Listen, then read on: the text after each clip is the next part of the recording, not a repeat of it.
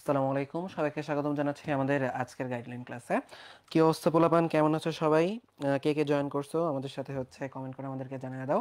তোমাদের সাথে আজকে আমি আমাদের গাইডলাইন ক্লাসে আজকে তোমাদের সাথে আছে আমি তারিফ আহমেদ চৌধুরী, আর আছে আমাদের সাথে সবাইকে স্বাগতম। আমি রাকিব সাইমন। তোমাদের এসএসসি 24 ক্র্যাশ কোর্সে আমরা তো এসএসসি নিয়ে তোমাদের বায়োলজি নিয়েছিলামই, তো পরশুই তোমাদের বায়োলজি পরীক্ষা। তো আজকে এই যে গাইডলাইন ক্লাসে চলে আসলাম দুইজনই, দেখি তোমাদের আমরা কি হেল্প করতে পারি। আচ্ছা ভাইয়া, তো তোমাদের কিন্তু আজকের গাইডলাইন ক্লাসে আমরা মোটামুটি তোমাদের পরশুদিন বায়োলজি পরীক্ষাতে কোন কোন জায়গায় তোমাদের সবচেয়ে যেটা মিলে জানতে চাও যে ভাই কি কি পড়বো, এগুলো নিয়ে তো অবশ্যই হচ্ছে আমরা কথা বলবো। ইভেন হচ্ছে আমরা অধ্যায় ভিত্তিকও কিছু সাজেশন দিয়ে দিব যে সৃজনশীলগুলো কোন কোন জায়গা থেকে আসে। এমসিকিউ তো মোটামুটি সব জায়গা থেকে কম বেশি আসতে পারে, তো ওইগুলো তোমরাও এতদিনে বোঝার কথা। তো এমসিকিউ নিয়ে যদি ডিটেলস কথা বলি, এটা নিয়ে আমাদের ওয়ান শট ক্লাসও আছে। তো অধ্যায়ভিত্তিক সাজেশন থাকবে কি কি টপিক পড়বো না পড়বো। এর বাইরে তোমরা কিন্তু ভাইয়া অনেক পড়ো, ধরে নিতেছি, আমি জানি, আল্লাহ জানে তোমরা না না, কতটুকু আমরা পড়ো। সবাই পড়ুয়া। হ্যাঁ, ধরে নিতেছি ভালো তোমরা পড়াশোনা করো। তো এই যে এত এত পড়াশোনা করেও তোমাদের প্রবলেম কি হয় জানো, যে হচ্ছে সবাই ওই রকম ভাবে ডেলিভারিটা ঠিকঠাক মতো দিতে পারো না পরীক্ষার মধ্যে, ঠিক আছে? দেখা যায় তুমি পড়ছো 100%, ডেলিভারি অনেকের হয়ে যায় হচ্ছে 50%ও ওরকমভাবে প্রেজেন্ট করতে পারো না। এই ইস্যুটা কিন্তু অনেকের হয়। যেমন আমার পার্সোনালি ইস্যুটা হয়তো অনেক অনেক পড়ে গেছি, কিন্তু কিভাবে কি লিখবো ওটা বুঝতে পারতাম না। তো এই ব্যাপারগুলো নিয়ে হচ্ছে আমরা আজকে কিছু হচ্ছে কথাবার্তা আর কি বলবো। মানে ডেলিভারি দেওয়ার ব্যাপারটা আর কি, ধরো মানে আমরা তো সবাই সবকিছুই পড়ি সারা বছর, কিন্তু এই যে পরীক্ষার আগের একদিন দুই দিন আমাদের কিন্তু একটু সিলেক্টিভ পড়তে হবে, অথবা যে টপিকগুলো একটু ইম্পর্টেন্ট এগুলো আমাদের একটু ভালোভাবে দেখতে হবে, যাতে আমরা পরীক্ষার হলে ভালোভাবে ডেলিভারিটা দিতে পারি।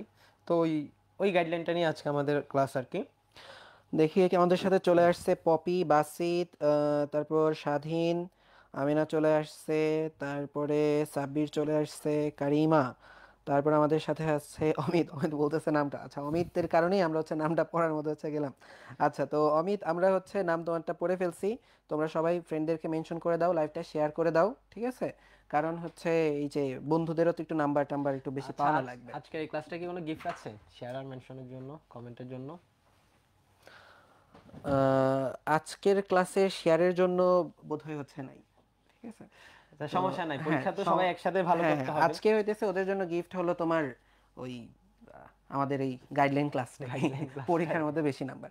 আচ্ছা, তো হচ্ছে আমরা যেটা বললাম যে আমরা আস্তে ধীরে হচ্ছে এখন মেইন কথাবার্তার দিকে চলে যাই, যে আজকের ক্লাস হচ্ছে আমরা কি কি নিয়ে হচ্ছে কথাবার্তা বলবো, সেটা সামারি করছি।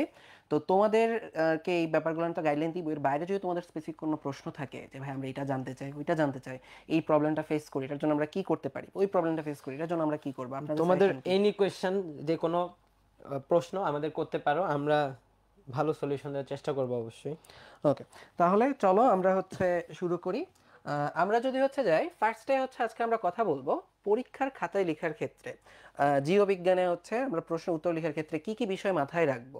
রাকিব, তোমার কি মনে হয় আমরা কি করতে পারি, আচ্ছা, বা ওরা পরীক্ষার কি বিষয়, খাতায় কি ব্যাপারে লেখার মাথায় ক্ষেত্রে রাখবে? কি কি বিষয় মাথায় রাখবো? দেখো, তোমরা তো পরীক্ষা অলরেডি দিয়েছো অনেকগুলাই। আমি যদি বলি যে সায়েন্সের সাবজেক্ট তো তোমাদের এক এক পরীক্ষা গিয়েছে, তো তোমরা আসলে পরীক্ষায় খাতায় সবসময় লিখো, কিন্তু বায়োলজির ক্ষেত্রে ব্যাপারটা একটু আলাদা। কেন জানো? বায়োলজিতে কিছু জিনিস প্রেজেন্টেশনটা অনেক ম্যাটার করে আর কি। মানে ধরো তুমি ফিজিক্স কেমিস্ট্রি অথবা ম্যাথের ক্ষেত্রে তুমি ম্যাথটা ভালোভাবে করছো, আনসার মিলছে, তোমাকে নাম্বার দিয়ে দিচ্ছে, কিন্তু বায়োলজির ক্ষেত্রে একটু প্রথমে দর্শনদারি, প্রথমে পরে গুণ বিচারি, তাই না? একটু প্রেজেন্টেশনটা একটু ম্যাটার করে। তো ওই ভিউ থেকে আর কি, যে পরীক্ষার খাতায় লিখতে তো সবাই জানো, কিন্তু বায়োলজির ক্ষেত্রে আমরা তোমাদেরকে কিছু আলাদা কিছু জিনিস বলবো। যেমন দেখো, আচ্ছা আমি যদি কয়েকটা পয়েন্ট বলি আর কি। বায়োলজি খাতাতে তোমরা একটা জিনিস সবসময় মাথায় রাখবে, যে যে কোনো প্রশ্ন তুমি পয়েন্ট আকারে লেখার চেষ্টা করবা। পয়েন্ট আকারে লিখলে ব্যাপারটা সুন্দর দেখায়। আর বায়োলজিতে মানে বেশি বেশি মার্কস পাওয়ার জন্য কি করতে হবে বলো তো? এটা আমি সবসময় বলি, সব ক্লাসে বলি, অবশ্যই বেশি বেশি ছবি আঁকতে হবে। ধরো, যে কোয়েশ্চেনে ছবি চাইনি, কিন্তু তুমি ছবিটা আঁকতে জানো এবং তোমার হাতে এনাফ টাইম আছে, তাহলে তুমি ছবি এঁকে দাও। আচ্ছা, এটা একটা কথা। আর ছবি আঁকার ক্ষেত্রে কিছু কিছু মানুষজন আসো, তোমরা কি করো জানো? যে মনে হয় তোমার পরীক্ষার খাতায় খাতার খুবই অভাব, তোমাকে খাতা দিবে না, দেখা গেল এক পেজে এক কোণে তুমি একটা ছবি এঁকে চলে আসছো। তুমি এইভাবে না করে ছবিটা তুমি পুরো একটা পেজ জুড়ে ছবি আঁকো, তাই না? সুন্দর করে ছবি আঁকো, লেখাটা অন্য পেজে লেখো। আবার অনেকে কি করো, ছবি আঁকার পর যেমন ধরো,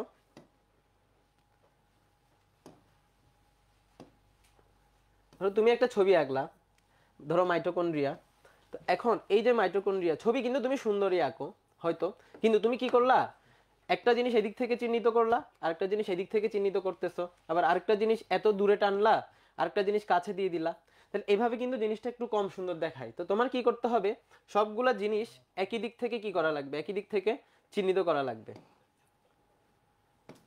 যে সবগুলা মার্কিং, তোমার সবগুলো মার্কিং একই দিক থেকে তোমরা করার চেষ্টা করবে। এই যে এইভাবে মার্কিংটা করবে, এইভাবে সবগুলা একই দিকে এবং একই মাপে যদি তুমি মার্কিংটা করো তাহলে জিনিসটা অনেক সুন্দর দেখাবে। তো এই পয়েন্টগুলো আর কি। তারিফ, তোমার কিছু বলার আছে কিনা? হ্যাঁ, তো দেখো ভাইয়া, তোমাদের রাকিব ভাইয়া কিন্তু অনেকগুলো সুন্দর পয়েন্ট হচ্ছে বললো। তো আমি এখানে এই ব্যাপারগুলোর সাথে এক্সট্রা কিছু কথাবার্তা তোমাদের সাথে অ্যাড করি। যেমন রাকিব কিন্তু খুবই সুন্দর একটা কথা বলছে যে পয়েন্ট করে হচ্ছে লেখা। তোমাদের দেখা যায় বায়োলজিতে বইয়ে রোগের কিছু ব্যাপার হয়তো পয়েন্ট করে বলা আছে, অনেক ক্ষেত্রে রোগের ব্যাপারগুলো পয়েন্ট করে হচ্ছে বলা নেই, লক্ষণ প্রতীকের পয়েন্ট করে বলা নেই। তো তোমরা যেটা করো, বইয়ের ব্যাপারগুলো দেখো বা গাইডের ব্যাপারগুলো দেখো, দেখে যেটা করো, গুরুত্ব বলো, লক্ষণ বলো, কারণ বলো, সব হচ্ছে প্যারা করে লিখো। তাই তুমি মাথায় রাখবা, একজন টিচার যখন খাতা দেখে, তো তুমি হয়তো অনেক টাইম নিয়ে লিখতেছো, টিচারের একটা টাইমে অনেকগুলো খাতা দেখতে হয়, ঠিক আছে? এবং তুমি একটা জিনিস চিন্তা করে দেখো, সে কিন্তু নতুন কোনো ব্যাপার পড়ছে, তোমার বই পড়তেই বিরক্ত লাগে, বইয়ের মধ্যে নতুন নতুন লেখা, সে একই জিনিস বছর বছর পড়েই আসতেছে আসতেছে আসতে, এরপরে তোমরা ঠিকঠাক করে লিখো না, তার কিন্তু খুবই বিরক্ত লাগে। তো তোমরা যেটা করো, অনেক বড় করে যখন লিখো, তখন টিচারের চোখে ইম্পর্টেন্ট পয়েন্টগুলো হচ্ছে কিন্তু ভালো করে পড়ে না। তো তখন কিন্তু স্যার ওভারলুক করে যায়, যে তখন বুঝতেই পারবে না, তুমি হয়তো অনেক কিছু লিখছো, স্যারের চোখেও পড়বে না। তাই যেটা করতে হয়, পয়েন্ট করে হচ্ছে লিখলে ওই ব্যাপারগুলো ইজিলি চলে আসে, ঠিক আছে? আর ব্যাপার যে কি হতে পারে ভাইয়া, বিভিন্ন রকম ফ্লো চার্ট করতে পারি, ওকে? আর বিভিন্ন অবভিয়াসলি। রকমের ফ্লো চার্টগুলো যদি তুমি সুন্দর করে প্রেজেন্ট করো, ব্যাপারটা কিন্তু খুবই সুন্দর হয়। যেমন তোমাদেরকে একটা কমন একটা এক্সাম্পল দিই। দেখো তো দেখি, তোমরা যে চ্যাপ্টার 4-এ এই শ্বসনের একটা ফ্লো চার্ট আছে না, তোমাদের বইয়ের মধ্যে কিন্তু আছে, দেখছো না? তোমাদের পড়া কিন্তু অনেকটা ইজি হয়ে গেছে। তুমি ইজিলি এটা কিন্তু হচ্ছে চোখের মধ্যে সব বুঝতেছো কি কি লিখতেছে। ওই ব্যাপারটা যদি তুমি বর্ণনা করে লিখো, তুমি বলো সবগুলো ব্যাপার কি চোখে পড়বে? পড়বে না। তো তুমি যে সকল জায়গায় ফ্লো চার্ট অ্যাপ্লাই করতে পারো, ওই সকল জায়গায় তুমি ফ্লো চার্টগুলো হচ্ছে দেখাই দিলা। যেমন একটা সুন্দর ফ্লো চার্ট দেখা যায় হচ্ছে কোথায়, দেখা যায় হচ্ছে আমাদের মানুষের যে শ্বসনের যে চ্যাপ্টারটা ছিল, শ্বসনতন্ত্রে, ওইখানে কীভাবে শ্বাস নিতেছি, শ্বাস ছাড়তেছি, এটা, ওকে? তো ওই যে ব্যাপারগুলো তুমি যেখানে ফ্লো চার্ট ইউজ করতে পারবে, ওই ফ্লো চার্টটা ইউজ করা। আরেকটা ব্যাপার হলো ভাইয়া, তোমাদের রাকিব ভাই সুন্দর করে বলছে যে এই যে বিভিন্ন জায়গায় তোমরা র্যান্ডমলি ছবি টবি আঁকো, ছবি আঁকার ব্যাপারটা তোমরা পরে আসতেছি। আরেকটা ব্যাপার হলো যে তোমরা দুইটা অ্যান্সারের মধ্যে যথাযথ গ্যাপগুলো দাও না, ঠিক আছে? যেটা বললো যে খাতা মনে হয় তোমাকে কম দিবে, এরকম না, তোমাকে হচ্ছে খাতা যথেষ্ট দিবে, তুমি হচ্ছে প্রত্যেকটা অ্যান্সারের মধ্যে অ্যাটলিস্ট হচ্ছে 2-3 আঙুল গ্যাপ রাখো। ব্যাপারটা হচ্ছে কিন্তু খুব সুন্দর করে দেখায়, সুন্দর দেখায় আর কি ব্যাপারটা। তো এই ব্যাপারগুলো হচ্ছে আমরা একটু মাথায় রাখবো, ওকে? আচ্ছা, এখন আমরা একটু চলে আসি হচ্ছে আমাদের, হ্যাঁ আয়শা বলো। সিদ্দিকা বলেছো কি যে ভাই আর্ট করতে পারি না। দেখো এই কথাটা আমি সবসময় বলি যে তোমার লিওনার্দো দা ভিঞ্চি হওয়ার দরকার নাই, জয়নুল আবেদিন হওয়ার দরকার নাই, পাবলো পিকাসো হওয়ার দরকার নাই, ভিনসেন্ট ভ্যান গঘ হওয়ার দরকার নাই। তুমি তোমার মতো সুন্দর করে যে একটা ছবিতে কি কি অংশগুলো না আঁকলে নয়, তুমি তোমার মতো করে সবগুলা পার্টসগুলো জাস্ট প্রেজেন্ট করে চিহ্নিত করে দিয়ে আস, টিচার তোমাকে ফুল মার্কস দিয়ে দিবে। এখানে আমাদের আর্ট করা লাগবে না, তাই না? তুমি জাস্ট যতটুক জানো পার্টস যা যা আছে জাস্ট চিহ্নিত করে দিয়ে আস, এটা নিয়ে করার দরকার নাই। আচ্ছা, তো আমরা যেহেতু হচ্ছে চিত্রের কথা আসলো, আমরা পরে চিত্রের দিকে হচ্ছে চলে আসি। তো চিত্র আঁকার ক্ষেত্রে কি কি বিষয়ে আমরা খেয়াল রাখবো? তো ভাইয়া, তোমাকে যেটা বলি, আমাদের রাকিব ভাই অলরেডি অনেকগুলো হচ্ছে কথা বলে আসছে, তো আমি হচ্ছে আবার হচ্ছে একটু সামারি করে পয়েন্ট আকারে একটু বলি কি কি করো। ফার্স্ট কথা, চিত্র আঁকার ক্ষেত্রে ভাইয়া যদি তোমাকে বলি, এখন যেটা বলতেছে অনেকে চিত্র আঁকতে পারি না, তো মাথায় রাখতে হবে, না পারলেও তোমাকে কতগুলো ইম্পর্টেন্ট চিত্র আছে, যেগুলো আমরা হয়তো চ্যাপ্টার ওয়াইজ যখন তোমাকে সাজেশন বলবো কি কি পড়তে হবে, আমরা বলে দেবো এই চিত্রগুলো লাগে। তো আজকে দিনটা টাইম আছে তোমার হাতে, কালকে দিনটা টাইম আছে, কয়েকবার প্র্যাকটিস করো। ফার্স্ট কথা হলো যে তোমরা প্র্যাকটিস করো না, তোমরা এই চিত্রটা দেখো, পরীক্ষার বইয়ের মধ্যে দেখো ছবিটা এরকম আছে, আঁকতে যাও প্রথম পরীক্ষার হলে গিয়ে বসে, ঠিক আছে? এবং তখন তোমার মনে পড়ে, হ্যাঁ এটা কেমনে জানি আঁকো, এটা কেমনে জানি আঁকে, তখন কিন্তু তুমি প্রবলেমে পড়ে যাও। তো তুমি বাসায় দরকার এক হলে দুই, ছাপ দিয়ে দিয়ে আঁকো। হ্যাঁ দরকার হলে ছাপ দিয়ে আঁকো, বা যেভাবেই তুমি হচ্ছে চেষ্টা করে দেখো, বা ইউটিউবে ঘাটাঘাটিগুলো অনেক ভিডিও পেতে পারো তো ছবি আঁকার জন্য। তো ওইগুলো দেখে একটু প্র্যাকটিস করতে পারো পরীক্ষার আগের জন্য, এবং সবচেয়ে ইম্পর্টেন্ট যে চিত্রগুলো, ওইগুলোই আঁকো, ঠিক আছে? ওইগুলোই হয়তো আজকে কালকে একটু প্র্যাকটিস করো। তাহলে এটা হলো কি ভাইয়া ফার্স্ট কথা, যে আমার এখানে এটা হচ্ছে প্র্যাকটিস করতে হবে। সেকেন্ড কথা ভাইয়া, এই যে ছবিটা আঁকবো, রাকিব ভাইয়া তোমাদেরকে এটাও কিন্তু বলছে যে ছবি আঁকার ক্ষেত্রে একটু সুন্দর করে হচ্ছে আঁকো, একটা পেজ জুড়ে আঁকো। তো এই যে এইখানে আমরা ছবিটা আঁকবো, ছবিটা কতটুকু বড় হবে, তোমাকে একটা কথা বলি, তোমরা কেউ কেউ যেটা করো, ছবি বিশাল বড় বানায় ফেলো, ঠিক আছে? বিশাল বড় একটা ছবি আঁকো। তো ওইখানে প্রবলেম যেটা হয়, ছবিটা এতটাই বড় হয়, পরে তুমি সাইড দিয়ে লেভেলিং এর জায়গা পাও না, ঠিক আছে। আর বিশাল বড় ছবি আঁকলে কিন্তু আরেকটা প্রবলেম, তোমার ছবি আঁকতে টাইম লাগবে অনেক, ছবিটা অনেক সুন্দর হয়, তো দুইটা প্রবলেম হয়। আবার তাহলে কি ভাই আমরা খুব ছোট আঁকবো, খুব ছোট আঁকলে কিন্তু তুমি আরেকটা প্রবলেম পড়বে, তোমার আঁকতে আঁকতে ছবিটা খুব বিশ্রী হয়ে যায়, ঠিক আছে, টিচারের কাছে চিহ্নিত দেখতে করার হচ্ছে সময় হ্যাফেজাত হয়ে হ্যাঁ যাবে। চিহ্নিত করার সময় তুমি প্রবলেম পড়ে যাও। তাহলে আমাদের কি করতে হবে, মধ্যপন্থা অবলম্বন করতে হবে। আমি একটু মাঝামাঝি সাইজে রাখবো, এবং আমি অবশ্যই যেটা বলবো, তোমার খাতার সাইডে একটা জায়গা আগে থেকে রেখে দিবা, যে এই জায়গার মধ্যে আমি লেভেলিংটা করব। তোমাদের লাস্ট দেখা যায় লেভেলিং করার জায়গা থাকে না। এবং অবশ্যই অবশ্যই চিত্রের নিচে কি করতে হবে, চিত্রের নামটা হচ্ছে লিখতে হবে। তুমি যদি হচ্ছে চিত্রের নামগুলো হচ্ছে না লিখো, তাহলে কিন্তু টিচার এখানে হচ্ছে নাম্বার 0 দিয়ে দিতে পারে। তুমি টিচারকে কোনো কিছু বলতে পারবে না, তুমি এটা চিত্র আঁকছো, স্যার জানি না, স্যার বলে আমি জানিও না এটা কি, তুমি কি আঁকছো আমি কেমনে বুঝবো, ঠিক আছে, এই একটা ব্যাপার। আরেকটা পয়েন্ট আমি বলি, অনেকে কি করো মানে তাড়াতাড়ি লিখতে গিয়ে কলম দিয়ে হচ্ছে ছবিটা এঁকে দিয়ে চলে আস, মানে কলম দিয়ে হ্যাঁ ছবি আঁকার সময় সবসময় অবশ্য পেন্সিল, তাই না, আমরা তো হ্যাঁ হ্যাঁ সবসময় হ্যাঁ পেন্সিল ইউজ করি, হ্যাঁ এই হ্যাঁ জায়গায় কখনো কার্পণ্য করবা না, মানে ছবিটা সবসময় পেন্সিল দিয়ে আঁকবা, ঠিক আছে। ছবি আঁকা, লেভেলিং, তারপর হচ্ছে চিত্র হ্যাঁ, লেখা, এগুলো কিন্তু পেন্সিল। আবার এগুলো কিন্তু এখানে পেন্সিল। অনেক কিন্তু রং পেন্সিল টেন্সিল ইউজ করো না, শুধুমাত্র হইতেছে গ্রাফাইটের যে হচ্ছে নর্মাল যে পেন্সিল, ঠিক নর্মাল যে আছে, পেন্সিল HB 2B, হ্যাঁ ওইগুলা সিম্পল এগুলা পেন্সিল পেন্সিল, হলে সিম্পল ইউজ করো। পেন্সিল আর কি। ওকে। আচ্ছা, আর তোমাদের আকিব ভাই যেটা আরেকটা বললো, যে তোমার চিত্রটা সাইন্টিফিক্যালি কারেক্ট হইলে হইলো। তোমার একটা চিত্র কথা যদি হচ্ছে আমি বলি, যে কোনো একটা কথা, মাইটোকন্ড্রিয়ার কথা, মাইটোকন্ড্রিয়ার ছবি আঁকতে গেলে তোমার কি কি কি কি, ব্যাপার খেয়াল রাখতে হবে। একটু আগে তোমাদের আকিব ভাই বোধহয় আঁকতেছিল যে দুইটা হচ্ছে লেয়ার থাকতে হবে, দুইটা লেয়ার ব্যাপার আমরা একটা খেয়াল রাখবো। তারপরে কি রাখতে হবে, ধর এখানে আমার ডট ডট দিয়ে কতগুলো ক্রিস্টি দেখাইতে হবে, এই তো। তো এই ব্যাপারগুলো দেখাইলে তোমার মেইনলি হচ্ছে হয়ে গেল। তোমার বইয়ে এই সাইন্টিফিক যে ব্যাপারগুলো আছে এগুলো মাথায় রাখলে হলো। এখন তোমার ঢেউগুলো ঠিকঠাক হইলো কিনা, না হলে এর উপর অনেকগুলো ব্যাপার ম্যাটার করে। হয়তো দেখতে সুন্দর লাগতেছে, কিন্তু তুমি যদি হচ্ছে দেখতে সুন্দর না করতে পারো, তো সাইন্টিফিক্যালি তো আঁকতে হবে, এই হচ্ছে ব্যাপারটা। ওকে। তো এইভাবে যদি হচ্ছে আমরা যাই, আমরা মোটামুটি হচ্ছে ওদেরকে একটা ওভারঅল গ্রস একটা সাজেশন দিয়েছি। এখন আমাদের ব্যাপারটা চলে আসে যে আমরা এখন আচ্ছা, আরেকটা কথা আমি একটু সাজেশন লাস্ট বলে রাখি, মানে যারা খুব একটু ভালো মার্কসের চেষ্টা করো, এটা আমি অলরেডি বলছি বাট তাও আরেকটু মাথায় দেয়, যারা একটু ভালো মার্কসের চেষ্টা করো, অনেক কিছু তুমি পড়ছো বাট তুমি যেসব ছবিতে ধরো চিত্র সহ চিহ্নিত চিত্র অঙ্কন করো, ওইটাতে তুমি ছবি আঁকবাই, কিন্তু ধরো যে ছবিটাতে তোমার চিত্র আঁকতে বলেনি বাট ওখানে রিলেটেবল কোনো পিকচার তুমি দিতে পারো, ছবি আঁকতে পারো, তুমি সময় থাকলে ছবি এঁকে দিবা। এই জিনিসটা খুব ম্যাটার করে আচ্ছা একটু বেশি নাম্বার পাওয়ার ক্ষেত্রে আর কি। আচ্ছা আচ্ছা, সেক্ষেত্রে আমি একটা টেকনিক হচ্ছে ইউজ করতে বলি সবাইকে। তোমাদের রাকিব ভাই যেটা বলছে এটাও বলি, এটাই আমি মেনলি বলি, যে হচ্ছে যদি রিলেভেন্ট কোনো চিত্র থাকে আমরা অবশ্যই দিব। ব্যাপারটা হচ্ছে অনেকটা এরকম, যে ধরো তোমাকে একজন মানুষ তোমাকে দাওয়াত দিছে, যে ভাই আমার বাড়িতে এসে একটু খেয়ে যায়। তো যখন তোমাকে দাওয়াত দিবে তখন তো নিশ্চয়ই তোমাকে বলবে না আসার সময় মিষ্টি আইনেন, আপেল আইনেন, পান আইনেন, এগুলো তো বলবে না, কিন্তু এগুলো ভদ্রতা, ঠিক আছে। যখন তোমাকে বলবে এটা গঠন বর্ণনা করো, ওই গঠন রিলেটেড যদি কোনো চিত্র থাকে, এটা আমাদের অবশ্যই দায়িত্ব কর্তব্য, ঠিক আছে, নিয়ে যাওয়া। তো তুমি যখন মিষ্টি না নিয়ে গেলে ওই বাড়ির লোকজন খেপে যায় মনে মনে, আমি কিন্তু খেপে যাই যে এই বেড়াইতে আসছে আমার বাড়িতে মিষ্টি আনে নাই।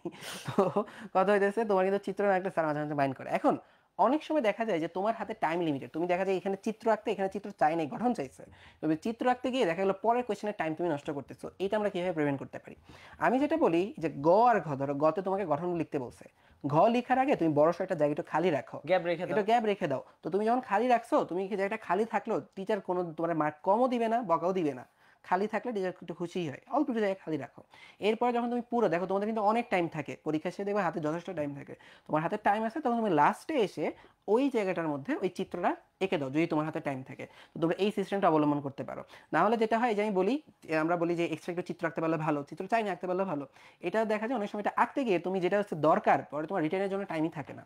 তো তোমরা এই পদ্ধতিটা চাইলে একটু অবলম্বন করতে পারো। আচ্ছা, তাহলে এটা এখান থেকে যদি যাই, তাহলে আমরা এখন অধ্যায় ভিত্তিক সাজেশনের দিকে চলে আসি। এখন ভাইয়া, অধ্যায় ভিত্তিক সাজেশন আমরা তোমাদেরকে আজকে একদম খুব দ্রুত একটা সাজেশন দিয়ে দিব। এবং অধ্যায় ভিত্তিক ডিটেলস সাজেশন ক্লাস যদি আমরা বলি, সেটা কিন্তু আমাদের ওয়ান শট ক্লাসে হয়ে গেছে। তো তোমরা যদি হচ্ছে চাও, আমাদের পেজে বা ইউটিউব চ্যানেলে আমাদের ওয়ান শট ক্লাসগুলো পাবো। এখানে আমরা সৃজনশীলের জন্য সবচেয়ে গুরুত্বপূর্ণ টপিকগুলো হচ্ছে আলোচনা করছি, এবং বোর্ডে ওই টপিক রিলেটেড কি কি সৃজনশীল আসছে, কিভাবে কিভাবে প্রশ্ন হতে পারে, সব ডিটেলস বলে গেছি। তো আজকে তোমাদেরকে আমরা ওই ক্লাস নোট একটু ওভারভিউ করে করে হচ্ছে দেখা যাব যে কোন কোন জায়গা থেকে হচ্ছে এই ব্যাপারগুলো আসে। তো তোমাদেরকে আমি ফার্স্টে দেখাই, যে তোমরা কে জানো একটু আগে অনেকগুলো কমেন্ট করতেছিল যে ভাইয়া কিভাবে হইতেছে, আমরা আমাদেরকে নোট দিবেন না, নোট দিবেন না। আমি বুঝি না তোমাদের নোটের প্রতি কেন হইতেছে এত মানে আগ্রহ। ওদের কাছে কি কথার দাম নাই, খালি হ্যাঁ, নোটের দাম, খালি নোটের দাম। মানে সবকিছু লিখিত হইতে হবে নাকি? আচ্ছা দেখো, তো তোমরা হয় যেটা করবা, এখান থেকে চলে যাবা উৎকর্ষ ডট টেক, উৎকর্ষ ডট টেক, এটার মধ্যে হচ্ছে চলে গেলা। এটার মধ্যে চলে গেলে তুমি এখানে হচ্ছে আমাদের কিছু হচ্ছে প্রোগ্রাম দেখতে পাবে, ঠিক আছে। তো এইখানে যদি দেখো, এই যে এখানে কিন্তু একটা সুন্দর একটা লেখা আছে, সকল ফ্রি ক্লাস নোট রুটিন দেখতে ক্লিক করো। তো আমরা এখানে ক্লিক করি, দেখি কি হয়। দেখো তখন একটা নতুন একটা ট্যাব খুলে গেল, এই যে নতুন ট্যাবটা খুললো, তুমি যদি খেয়াল করো ওই উপরে লেখা আছে free class and notes. Free class এখানে কিন্তু আমরা এই পর্যন্ত উৎকর্ষ থেকে যতগুলা ফ্রি ক্লাস নিছি সবগুলার নোট বলো বা সবগুলার হচ্ছে ভিডিও বলো একসাথে হচ্ছে এখানে পাবা তুমি। তো আমরা যেটা করব, আমাদের কিন্তু ওয়ান শট ক্লাসগুলো তোমাদের এসএসসি পরীক্ষা শুরু হওয়ার আগেই নিয়ে নিছিলাম, কারণ শেষ মুহূর্তে যেন তুমি ভালো করে ক্লাসটা করে ভালো প্রস্তুতি নিতে পারো। মানে এই মুহূর্তে নিতে গেলে অনেকে হয়তো ক্লাসটা করতে পারবে না, অ্যাটেন্ড করতে একটু সমস্যা হবে। তো আমরা একটু নিচের দিকে যাব, ঠিক আছে? একটু নিচের দিকে যদি যাই, আমাদের স্প্রেডশিটের নিচের দিকে গেলে ওয়ান শট কোথায়, এই যে 45-46 নাম্বার পজিশন এখন বর্তমানে আছে, এটা হয়তো চেঞ্জ হতে পারে সামনে পরে। তো এইখানে যদি যাও দেখো এই জায়গাতে তুমি দুইটা হচ্ছে বায়োলজি ক্লাস হচ্ছে পাবে।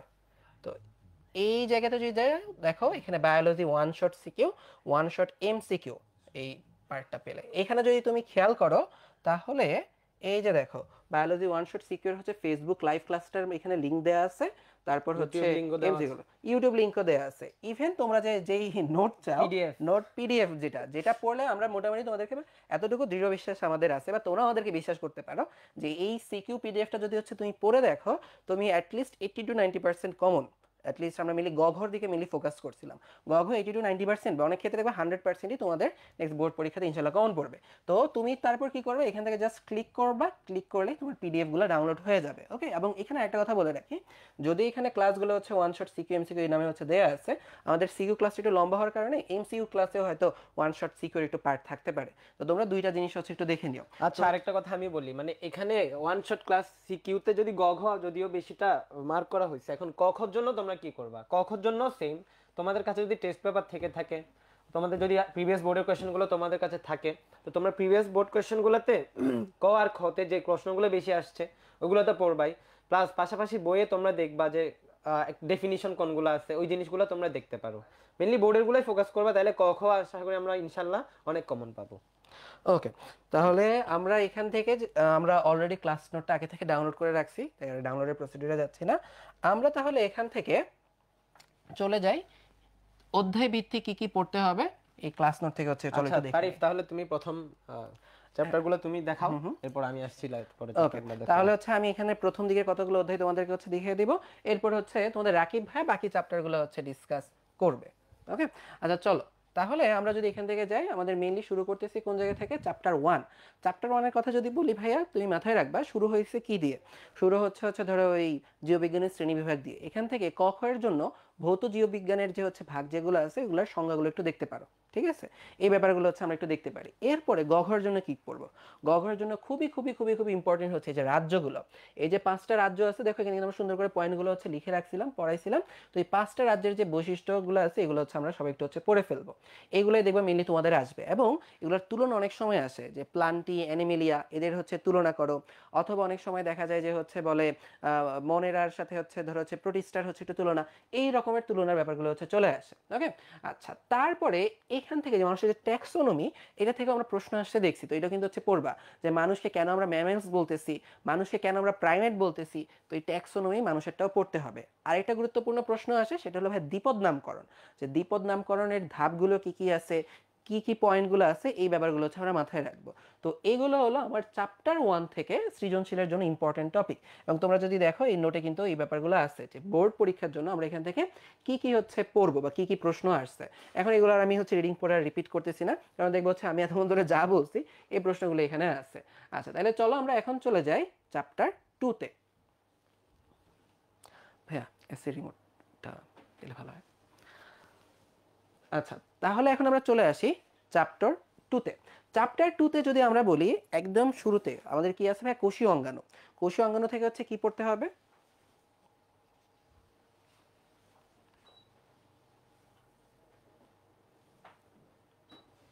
ওকে।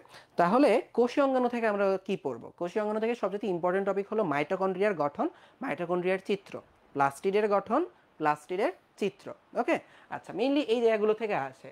মাঝে মধ্যে সেন্ট্রোজোম থেকেও ভাই প্রশ্ন আসতে দেখা যায়, যদি আমরা এটাকে একটু অবহেলা করি এর কাজটা চলে আসে। তো সেন্ট্রোজোমটা আমরা একটু দেখে নিব। নিউক্লিয়াসের চিত্র, নিউক্লিয়াসের গঠন খুবই খুবই ইম্পর্টেন্ট, এটাও পরীক্ষাতে আসে। আর কি আসে ভাইয়া, আমরা যদি একটু সামনের দিকে যাই, আমরা এখন চলে আসতেছি উদ্ভিদ টিস্যু। তাহলে দেখো কোষীয় পার্ট থেকে মেনলি কোষীয় অঙ্গাণু পার্ট থেকে এই কয়েকটা টপিক সবচেয়ে ইম্পর্টেন্ট, দেখবে ইনশাল্লাহ ঘুরে ফিরে এই জায়গা থেকে প্রশ্নগুলো আসবে। কারণ উদ্ভিদ টিস্যু থেকে যদি আসি, উদ্ভিদ টিস্যুর মোটামুটি সবগুলো থেকে প্রশ্ন আসে। সরল টিস্যুর প্যারেনকাইমা, কোলেনকাইমা, স্ক্লেরেনকাইমা, এদের হচ্ছে গঠন বৈশিষ্ট্য জানতে চাই, কাজ জানতে চাই, ওদের চিত্র আসে, মানে যদি গঠন আসে অবশ্যই তোমার চিত্রটা আঁকতে হবে। এরপরে জাইলেমের যে কোষগুলো বা ফ্লোয়েমের যে কোষগুলো, এগুলোর থেকে প্রশ্ন আসে। অনেক সময় বলে জাইলেমের কোষগুলো গঠন বর্ণনা করো বা ফ্লোয়েমের কোষগুলো। এবং যদি জাইলেমের যে 4টা কোষ বা ফ্লোয়েমের যে 4টা কোষ আছে এর থেকে স্পেসিফিক কোনো কোষ জানতে চায়, সেক্ষেত্রে জাইলেমের প্রথম 2টা কোষ ট্রাকিড ভেসেল, আর হচ্ছে ফ্লোয়েমের প্রথম 2টা কোষ, যেমন হলো কি বলতো ভাইয়া, ওই তোমার সিফ কোষ, সঙ্গী কোষ, এই দুইটার গঠন তোমাকে একটু ভালো করে জানতে হবে। তো তোমাদের জন্য আমাদের কিন্তু এই ক্লাস নোটটাতে আমরা সুন্দর করে কিন্তু এই সবগুলো বৈশিষ্ট্য একদম কম্পেয়ার, অনেক সময় কিন্তু এদের তুলনা আসে, খুবই ভালো কথা, এটা দেখে মাত্র মনে পড়লো, এদের তুলনাও কিন্তু অনেক সময় আসে। তো এই যে তুলনা করে হচ্ছে আমরা দিয়ে দিচ্ছি, এবং এইভাবে তোমরা পড়লে দেখবা তোমাদের কিন্তু এই জিনিসগুলা অনেক ভালোভাবে মনে থাকবে। তো এইখান থেকে এতটুকুই। এরপরে আমরা চলে আসি যে প্রাণী টিস্যু। প্রাণী টিস্যু থেকে ভাই কি পড়বো? প্রাণী টিস্যু থেকে ইম্পর্টেন্ট টপিক হচ্ছে রক্ত। তো রক্তের জন্য তো আমাদের আলাদা একটা স্পেসিফিক চ্যাপ্টার আছেই। তো এই স্পেসিফিক চ্যাপ্টার থেকে আমরা আরো ডিটেলস হচ্ছে এখানে আলোচনা করব। আর থেকে ভাই প্রশ্ন আসতে পারে, পেশি টিস্যু থেকে প্রশ্ন আসতে পারে। তো পেশি টিস্যু থেকে কি আসে ভাইয়া? এই চিত্রগুলো আমাদের আঁকা শিখতে হবে। পেশি টিস্যুর যে 3 টাইপের টিস্যু আছে ওদের গঠনটা জানতে হবে, এবং খুবই ইম্পর্টেন্ট ব্যাপার হলো ওদের তুলনা, যে কোন পেশি টিস্যুর কি কি বৈশিষ্ট্য আছে, এদের তুলনাগুলো আমাদের জানতে হবে। দেখো আমাদের ক্লাসে কিন্তু সব সুন্দর করে সাজানো আছে। এবং আরেকটা খুবই গুরুত্বপূর্ণ প্রশ্ন হলো যে নিউরন। নিউরনের গঠন কিন্তু পরীক্ষাতে আসে, চিত্রে আসে। যদি এটা স্নায়ুতন্ত্র চ্যাপ্টার আন্ডারে চলে যায় তো কিন্তু এটা কিন্তু আমাদের এখান থেকে একটু পড়ে নিতে হবে। ওকে, আচ্ছা। তো এইগুলা যদি পড়া হয় তাহলে চ্যাপ্টার 2 এর সবচেয়ে ইম্পর্টেন্ট টপিক হচ্ছে এটা। এবং তোমাদেরকে আমি যেটা ভাই বললাম, চ্যাপ্টার 2 দেখা যায় তোমাদের সবচাইতে বলা যায় ঘৃণিত চ্যাপ্টারগুলোর মধ্যে একটা আছে। তো এই ঘৃণিত চ্যাপ্টার থেকে এই কয়েকটা টপিকগুলো সহ্য করে তোমরা পড়ে নিতে পারো, তাহলেই হয়ে যাবে। আর তোমরা দেখা যায় এই চ্যাপ্টারের থেকে জাইলেম ফ্লোয়েম নিয়ে তোমরা দেখা যায় বা প্যারেনকাইমা, কোলেনকাইমা, এই ব্যাপারগুলো নিয়ে সবচাইতে প্যারা খাও। এটার জন্য কিন্তু আমাদের ইউটিউব চ্যানেলে আলাদা করে ভিডিও দেওয়া আছে, ঠিক আছে? যদিও পরীক্ষার আগে নতুন করে শেখা ঠিক না, তবে কারো যদি কোনো কনফিউশন ক্লিয়ার করতে চাও নতুন করে, বা হচ্ছে ইজিলি মনে রাখার টেকনিকটা শিখতে চাও, তোমরা ভিডিওগুলো দেখতে পারো। ওই ভিডিওগুলো একবার দেখলে তোমার ইজিলি সারা জীবন এগুলো মনে থাকবে। তাহলে চলে আসি এর পরের চ্যাপ্টার, কোষ বিভাজনের ব্যাপারটাতে। তাহলে কোষ বিভাজন থেকে ভাই আমরা কি পড়বো? কোষ বিভাজন থেকে আমাদেরকে পড়তে হবে আমাদের মাইটোসিসের যে ধাপগুলো আছে ওই ধাপগুলোর বৈশিষ্ট্য এবং চিত্র, এগুলোই হচ্ছে মেনলি আসবে, ঠিক আছে? মাইটোসিসের ধাপগুলোর বৈশিষ্ট্য, চিত্র, এই ব্যাপারগুলোই মেনলি হচ্ছে আসবে।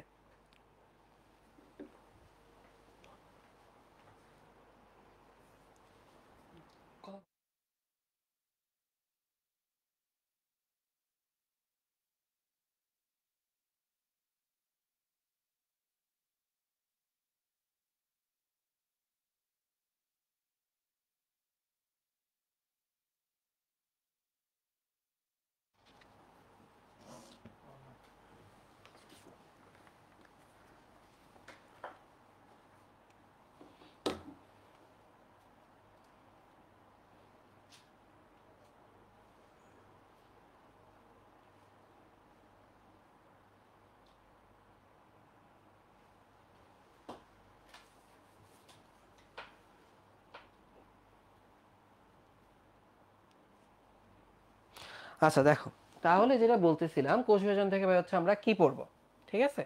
তো এই যে প্রোফেজ বলো বা প্রো মেটাফেজ বলো, মেটাফেজ, অ্যানাফেজ, টেলোফেজ, এদের চিত্রগুলো হচ্ছে আমাদের হচ্ছে জানতে হবে, এবং এই বৈশিষ্ট্যগুলো জানতে হবে। এখন ভাইয়া তোমাদের বই কিন্তু অনেক অনেক কথা লেখা, এই এত এত কথা থেকে পরীক্ষার মধ্যে কিন্তু যেটা আমি তোমাকে বললাম ইম্পর্টেন্ট পয়েন্টগুলো হচ্ছে লিখতে হবে।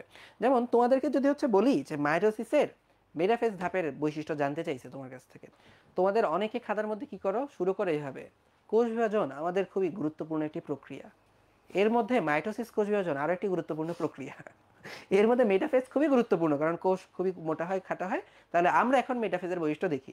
তো এই যে তুমি যে প্রথম 3টা বাক্য লিখলে না, আমিও যখন এসএসসিতে ছিলাম আমি দেখতাম আমাদের টিচাররা বলতে এগুলো লিখবা না, লিখবা না। বলতাম আরে কত সুন্দর করে সাহিত্য আমি দিতেছি, এগুলো গুরুত্বপূর্ণ বলতেছি, স্যাররা কেন খেপে যায়? স্যাররা কিন্তু খুবই খেপে যায় বা খুবই বিরক্ত হয়। তোমার কাছে চাইছে মাইটোসিসের বৈশিষ্ট্য, তুমি ক্লিয়ার কাট বলে দিও মাইটোসিসের বৈশিষ্ট্য হচ্ছে এইগুলা। তুমি যখন এরকম ভুগিচুগি আন্তাসির লিখো যে এই গুরুত্বপূর্ণ, স্যার বুঝে যে তোমার এখানে হচ্ছে নলেজ খুবই বাজে অবস্থা, তুমি তাই তুমি লিখছো এটা গুরুত্বপূর্ণ, এটা গুরুত্বপূর্ণ, এটা গুরুত্ব তো তোমার কাছে চাই নাই। তুমি বলবা উপরের চিত্রটি এটা বা উপরের চিত্রের পরের ধাপটি হয়ে যাচ্ছে এটা, এর বৈশিষ্ট্য নিচে দেওয়া হলো, ডিরেক্ট লিখে ফেলবা। তুমিও দ্রুত ঝটপট লিখে ফেলবা, স্যারও দ্রুত ঝটপট দেখে ফেলবে। এরপর যদি তুমি যে এক্সট্রা হঠাৎ করে তোমার মনে হলো যে ভাই আমার তো পেজ ভরে নাই, এখানে অনেক কিছু লেখা উচিত, অল্প অল্প কি লিখলে কি নাম্বার দিয়ে তারপর তুমি লাস্টে গিয়ে লিখো, এটা গুরুত্বপূর্ণ প্রক্রিয়া। কারণ টিচার শুরুতে দেখে নিছে যে তুমি আসলে জানো, তো লাস্টে এগুলো লিখলে হয়েছে তখন প্যারা নাই, কিন্তু শুরুতে মেইন কথা না বলে যেটা চাইতেছে ওটা না বলে যখন তুমি আন্দাজে অনেক কিছু লিখবা, টিচাররা কিন্তু আসলেই তখন অনেকটা বিরক্ত হয়। ঠিক আছে, আচ্ছা চলো তাহলে আমরা চলে যাই হচ্ছে এর পরের পার্টটাতে। এখন মাইটোসিসের ধাপগুলো তো আমরা দেখলাম, তো এখন আমাদের মাথায় রাখতে মাইটোসিসের গুরুত্ব। মাইটোসিসের গুরুত্ব খুবই কমন একটা প্রশ্ন, এবং এখানে দেখো আমরা একটা ছন্দ দিয়ে কিন্তু তোমাদের মনে রাখার টেকনিকটা হচ্ছে দেখাই দিচ্ছি। তো মাইটোসিসের গুরুত্বটা আমাদের একটু হচ্ছে মাথায় রাখতে হবে। আচ্ছা তাইলে এরপরে মিওসিস থেকেও প্রশ্ন আসে, মিওসিসের প্রক্রিয়াটা জানতে চায় এবং মিওসিসের গুরুত্বটাও জানতে চায়। এবং আরেকটা গুরুত্বপূর্ণ প্রশ্ন এখান থেকে আসে, সেটা হলো মাইটোসিসের দেখবা যদি হচ্ছে কোনো প্রবলেম হয়, সাইকেলটা ঠিকঠাক মতো না চলে, তখন কিন্তু টিউমার বা ক্যান্সার হওয়ার একটা সম্ভাবনা থাকে। তো ওইটার থেকেও মাঝে মধ্যে হচ্ছে প্রশ্ন চলে আসে। তো মাইটোসিস থেকে এই হলো আমাদের গুরুত্বপূর্ণ টপিক, বা কোষ বিভাজন থেকে এই হলো গুরুত্বপূর্ণ টপিক। চলে আসি আমাদের হচ্ছে চ্যাপ্টার 4 বা জীবনী শক্তি। জীবনী শক্তি থেকে কি কি পড়বো ভাইয়া? জীবনী শক্তি থেকে আমরা মেইনলি পড়বো সালোক সংশ্লেষণের দুইটা ধাপ, আলোক নির্ভর পর্যায়, আলোক নিরপেক্ষ পর্যায়। ঠিক আছে, এই দুইটা ধাপের বর্ণনা আসে, এবং এখানে কিন্তু আমরা সুন্দর করে দেখা যাবে যে আমরা বিক্রিয়া করে করে হচ্ছে লিখে দিছি যে কোন ধাপে হচ্ছে তুমি কি কি লিখবা। এরপর আমাদের জানতে হবে যে আলোক নিরপেক্ষ পর্যায়টা দুইটা ওয়েতে হয় বা তিনটা ওয়েতে হয়। এর মধ্যে ইম্পর্টেন্ট দুইটা ওয়ে হলো কি C3 আর C4 চক্র। এই দুইটার চক্রের তুলনাও কিন্তু পরীক্ষাতে চলে আসে। আমরা কিন্তু দেখো আমরা কিন্তু স্লাইডে এই চক্রগুলোর তুলনাও এখানে লিখে দিয়ে দিচ্ছি। প্রভাবকগুলো থেকে মাঝে মাঝে প্রশ্ন আসতে পারে, সেই ক্ষেত্রে গুরুত্বপূর্ণ ব্যাপার কি আলো, ক্লোরোফিল। ঠিক আছে, এই দুইটা হচ্ছে সবচেয়ে গুরুত্বপূর্ণ, পরীক্ষার মধ্যে মাঝে মধ্যেই আসে যে সালোক সংশ্লেষণে আলোর কি ভূমিকা আছে বা আলোর কি প্রভাবক আছে, সেগুলো হচ্ছে জানো, অথবা মাঝে মধ্যেই আসে যে ক্লোরোফিলের কি ভূমিকা আছে। তো এই দুইটা কিন্তু তোমরা একটু খেয়াল রাখবা। ঠিক আছে, আচ্ছা এরপরে চলো আমরা সালোক সংশ্লেষণের গুরুত্ব এটাও আসে, এবং এখানে কিন্তু আমরা পয়েন্ট করে লিখে দিছি ভাইয়া। কারণ দেখো তোমাদেরকে আমরা যেটা বলছিলাম যে আমাদের কিন্তু গুরুত্ব যদি তুমি প্যারা করে অনেকগুলো লিখো, স্যাররা কিন্তু হচ্ছে এত একটা নাম্বার দেওয়ার পসিবিলিটি খুবই কম। তোমাকে যেটা করতে হবে পয়েন্ট করে লিখলে স্যারের চোখে এই ব্যাপারগুলো ইজিলি পড়ে যাবে। এরপর চলে আসি শ্বসন। শ্বসন থেকে কি করতে হবে? শ্বসনের যে ধাপ যেগুলো আছে, এই ধাপগুলোর বৈশিষ্ট্য তোমার জানতে হবে, যে এইরকম ফ্লো চার্ট করে এবং হচ্ছে যে এই রকম হচ্ছে ছক করে কতগুলো এটিপি তৈরি হয়, বা এনএডিপি NADH2 কয়টা করে তৈরি হইতেছে, কয়টা খরচ হইতেছে। এইভাবে আমাদের যে প্রথম যে তিনটা ধাপ, মেনলি এই তিনটা ধাপই হচ্ছে থেকে প্রশ্ন আসবে, এই তিনটা ধাপের ডিটেলস তোমাকে জানতে হবে। এবং এরপরে প্রভাবক।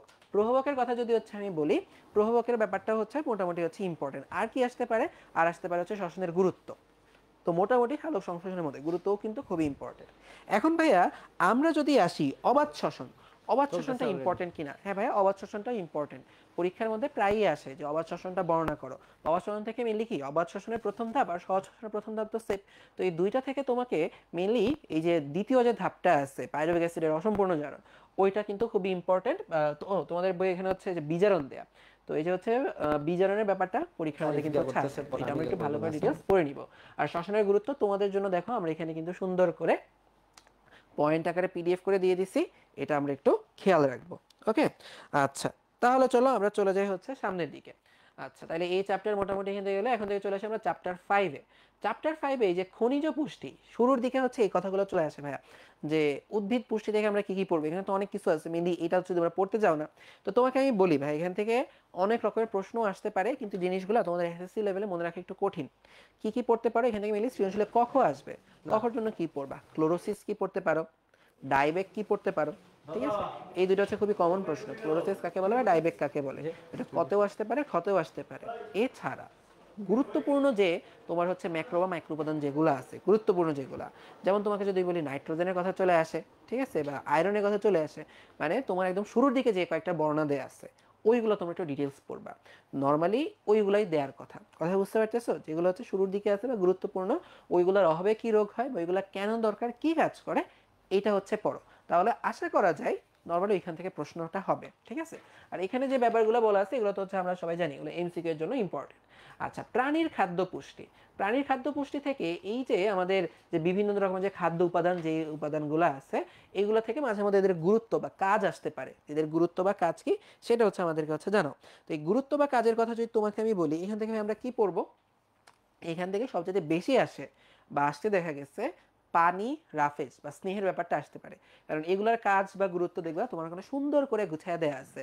দেখবা পানির ক্ষেত্রে 3টা পয়েন্ট, ইম্পর্টেন্ট পয়েন্ট করে হচ্ছে বলা আছে যে পানি এই 3টা মেইনলি কাজ করতেছে। ওকে, রাফেজের ক্ষেত্রে অনেকগুলো প্যারাকারেই বলা, কিন্তু তুমি অনেকগুলো পয়েন্ট বানাইতে পারো, এই কারণে রাফেজ লাগে, ওই কারণে রাফেজ লাগে।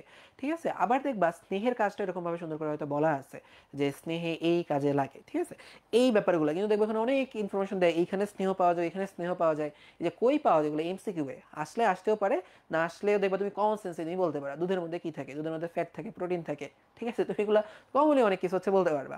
তো এগুলো হচ্ছে আল্লাহর নাম নিয়ে চলে যাবা, কারণ তুমি যে সব পড়তে যাও পরীক্ষার আগের দিন, তুমি হচ্ছে এত কিছু মনে রাখতে পারবা না। ওকে, আচ্ছা চলো তাহলে হচ্ছে চলে আসি হচ্ছে খাদ্য পিরামিড, এগুলো তোমরা এক করতে পারবা মোটামুটি। এই যে এখন ইম্পর্টেন্ট কিছু অভাবজনিত রোগ আছে, গয়টার বলো, রাতকানা বলো, বা রিকেটস বলো, বা রক্তশূন্যতা, এই জিনিসগুলোও মাঝে মধ্যে পরীক্ষাতে আসে। তো এদের লক্ষণ বা এই রিলেটেড ব্যাপারগুলো আমি একটু জানবো।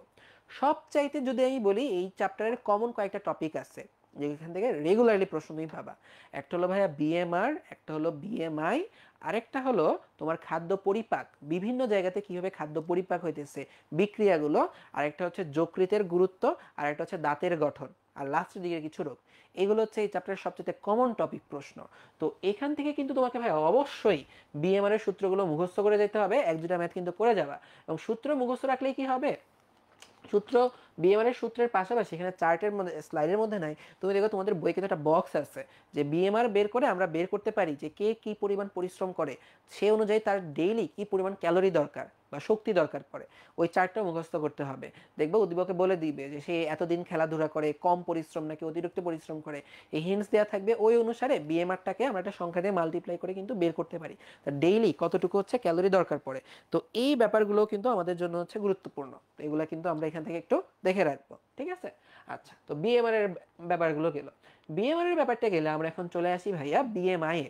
আচ্ছা বিএমআই এর কথা যদি হচ্ছে আমরা বলি, বিএমআই থেকে তোমার হচ্ছে এটা দেখা যায় সবচেয়ে ইজি, নর্মালি খুব কমনলি এটা আসে। তো বিএমআইটা বের করা শিখতে হবে। ঠিক আছে, এবং বিএমআই একটা কিন্তু চার্ট আছে যে তুমি কি আন্ডার ওয়েট নাকি ওভার ওয়েট, এটাও কিন্তু মুখস্থ করতে হবে। দেখবা তোমাকে কিন্তু বলবে এটাই যে এটা একজন মানুষের দৈর্ঘ্য, তোমার দৈর্ঘ্য মানে হচ্ছে উচ্চতাটা বলে দিবে, আর হচ্ছে তার ওজনটা বলে দিবে, বলে তারপরে বলবে যে তার সে কি হচ্ছে সুস্বাস্থ্যের অধিকারী, নাকি সে হইতেছে মোটা হয়ে গেছে, নাকি তার আরো খেয়ে আরো মোটা হওয়া উচিত, এই জাতীয় কথাবার্তা বলবে।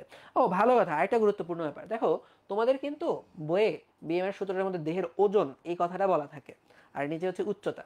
এখন তোমাদের পরীক্ষার মধ্যে গিয়ে অনেকের হঠাৎ করে মনে হয় ভাইয়া হ্যাঁ এটার মধ্যে ওজন বলা, ঠিক আছে, কিন্তু আমরা না কি পড়ছি 50 কেজিতে হচ্ছে ভর, তাহলে এটা ওজন বানাতে গেলে কি করতে হবে, 9.8 দিয়ে গুণ দিলে ওজন আসে। তোমরা অনেক কিন্তু এই পাকনামি করো, কিন্তু এখানে কিন্তু ওজন বলতে ডিরেক্ট হচ্ছে ভরকেই বুঝাইছে। তো এই ব্যাপারটাতে কিন্তু আমরা একটু খেয়াল থাকবো। ঠিক আছে, আচ্ছা তাইলে এখান থেকে যদি হচ্ছে আমরা বলি এই যে অনেকে কতগুলো কমেন্ট করছো, আমি 1-2টা হচ্ছে কমেন্টের উত্তর দিই। যেমন আমাদেরকে হচ্ছে আলম জিজ্ঞাসা করতে ভাই এমসিকিউ করানো হবে। আলম, আমাদের কিন্তু সিকিউ এমসিকিউ আজকে আমরা মিলি গাইডলাইন বা হচ্ছে সামারি টাইপ হচ্ছে ক্লাস নিতেছি, শেষ মুহূর্তে অল্প কথায় তোমার কি কি পড়তে হবে এই ব্যাপারটা। তো সিকিউ বা এমসিকিউ এর ডিটেলস আমরা ওয়ান শট ক্লাসের আগেও নিছি। তুমি আমাদের ওয়েবসাইটে গেলে ফ্রি উৎকর্ষ ডট টেক, এই ওয়েবসাইটটাতে গেলে ফ্রি ক্লাসের হচ্ছে একটা লিঙ্ক পাবা। ওই ফ্রি ক্লাসের লিঙ্কগুলোর থেকে তুমি হচ্ছে খুঁজে ওয়ান শট ক্লাসগুলোর ভিডিওগুলো দেখে নিতে পারবা, নোটগুলো ডাউনলোড করে নিতে পারো। তাহলে তুমি ইজিলি হচ্ছে একটা ক্লাসের ব্যাপারে একটা আইডিয়া পেয়ে যাওয়া, কি পড়তে হবে আইডিয়াটা পেয়ে যাবা। এবং তুমি চাইলে আমাদের ইউটিউব চ্যানেলে গিয়েও হচ্ছে ওয়ান শট ক্লাসগুলো দেখে নিতে পারো। ওকে, ওকে চলো, যারা হচ্ছে যারা আহ, বন্ধুদেরকে হচ্ছে শেয়ার করছো, কমেন্ট করছো, সবাইকে ধন্যবাদ। ফাহমিদা নুসরাত বলতেছো ভাইয়া ব্রেন আঁকানোর টেকনিকগুলো আবার রিপিট করলে ভালো হয়। ফাহমিদা নুসরাত, তুমি যেহেতু আমার হচ্ছে ব্রেন আঁকানোর টেকনিকগুলো হচ্ছে জানো, তার মানে তো হচ্ছে তুমি আমাদের পেইড প্রোগ্রামের স্টুডেন্ট ছিলা। ঠিক আছে, আমি বলবো তোমাদের ক্লাসগুলো এখনো অ্যাভেলেবল থাকার কথা। আমি বলবো ভাই ওইখান থেকে একটু রেকর্ডেড একটু দেখে নাও, কারণ আজকে আমাদের হাতে টাইম খুবই লিমিটেড। ঠিক আছে, আমাদের একটু এরপরে আমাদের স্টুডিওটাতে আরেকটা কাজ থাকবে, আরেকটা ক্লাস হবে। তো তো এখানে আমরা ডিটেলস হচ্ছে ডিসকাশন করার এরকমভাবে সুযোগ পাচ্ছি না। তো তুমি ভাই ওইখান থেকে একটু হচ্ছে দেখে নিও। ওকে, আচ্ছা চলো তাহলে আমরা হচ্ছে চলে যাই সামনের দিকে।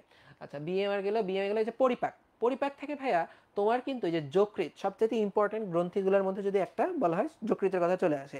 যকৃতের দেখবা ভূমিকার অনেকগুলো বা কাজের অনেকগুলো কথা বলা আছে, তোমরা এগুলো পয়েন্ট আকারে লিখবা যে ভাইয়া এই কাজ করে, স্যার এই কাজ করে, এই কাজ করে, এই কাজ করে। তুমি যদি একসাথে সবগুলো হচ্ছে লিখে যাও তখন কিন্তু প্রবলেম হয়ে যাবে। ওকে, আচ্ছা যকৃতের ব্যাপারটা গেল, এরপর চলে আসে অগ্নাশয়। অগ্নাশয়ের হচ্ছে যে এটা খুবই কমন একটা প্রশ্ন, অগ্নাশয়কে কেন আমরা মিশ্র গ্রন্থি বলি, এটা সৃজনশীলের ক্ষতেও অনেক সময় আসে যে অগ্ন্যাশয় কেন মিশ্র গ্রন্থি বলা হয়। তো এই প্রশ্নটা আমরা একটু দেখে নিব কেন বলা হয়, কারণ তার কি অন্তঃক্ষরা বহিঃক্ষরা দুইটা অংশই থাকে। এরপরে চলে আসো যে আমাদের এই যে পরিপাক, মুখে কি কি কি খাদ্যের পরিপাক হয়, কিভাবে হয়, পাকস্থলীতে কি কি খাদ্যের পরিপাক হয়, কিভাবে হয়, অথবা ক্ষুদ্রান্ত্রে কি কি খাদ্যের পরিপাক হয়, কিভাবে হয়। এই বিক্রিয়াগুলো তোমাকে শিখতেই হবে, মুখস্থ করতেই হবে, পরীক্ষাতে আসলে এগুলো অ্যান্সার অবশ্যই করতে হবে। ঠিক আছে? আচ্ছা, তাহলে চলো আমরা চলে যাই হচ্ছে সামনের দিকে। তাহলে এই যে দেখো ভাই বিক্রিয়াগুলো দেয়া আছে, এই ক্লাস নোটটা তোমরা এটা ডাউনলোড করে নিলেই হয়ে যাবে। ওকে, আচ্ছা তাহলে চলো এরপর হচ্ছে যে রোগগুলো, আমাশয় বলো বা আলসার বলো, অ্যাপেন্ডিসাইটিস, এইগুলো হচ্ছে সবচেয়ে কমন রোগগুলো যেগুলো বোর্ড পরীক্ষাতে আসে।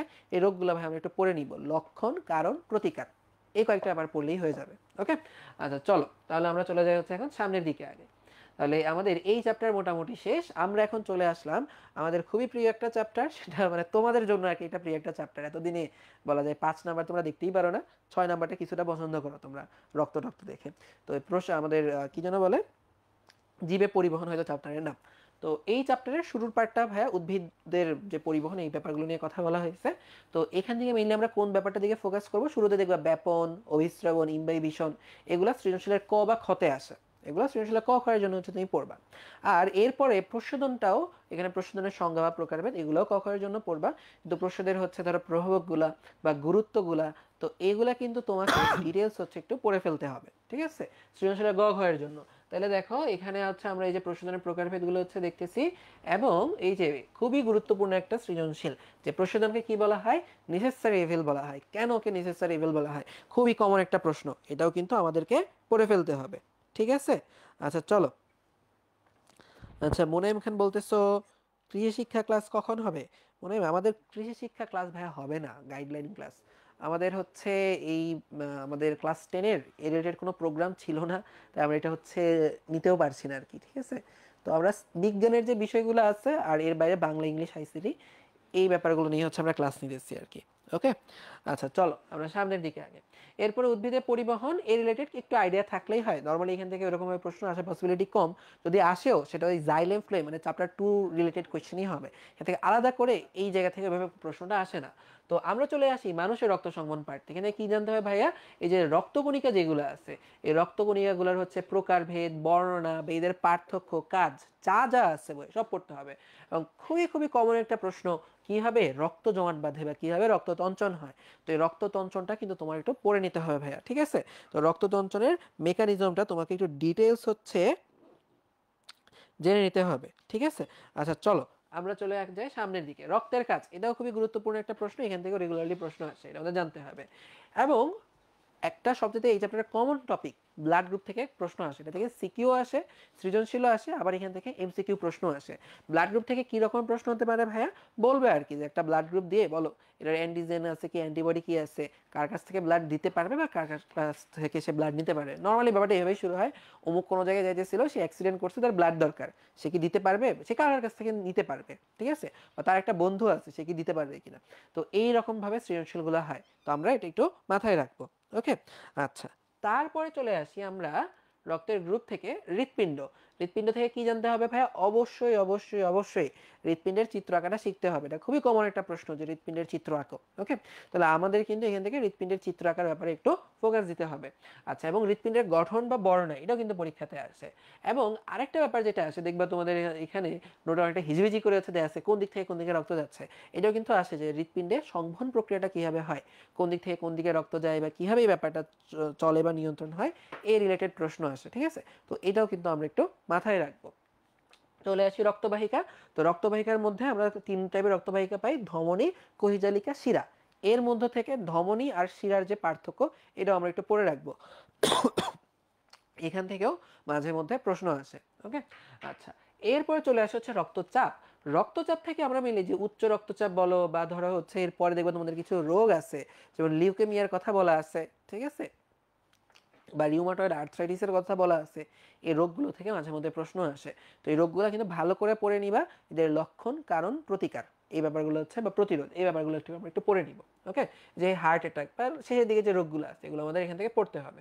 আচ্ছা, এইগুলো এখান থেকে পড়লে এরপরে চলো আমরা চলে যাই হচ্ছে আমাদের এর পরের চ্যাপ্টার শ্বসন। শ্বসন থেকে ভাই আমরা কি পড়বো? শ্বসন থেকে ভাই আমাদেরকে অবশ্যই অবশ্যই অবশ্যই ফুসফুসের গঠনটা একটু ভালো করে হচ্ছে পড়ে নিতে হবে।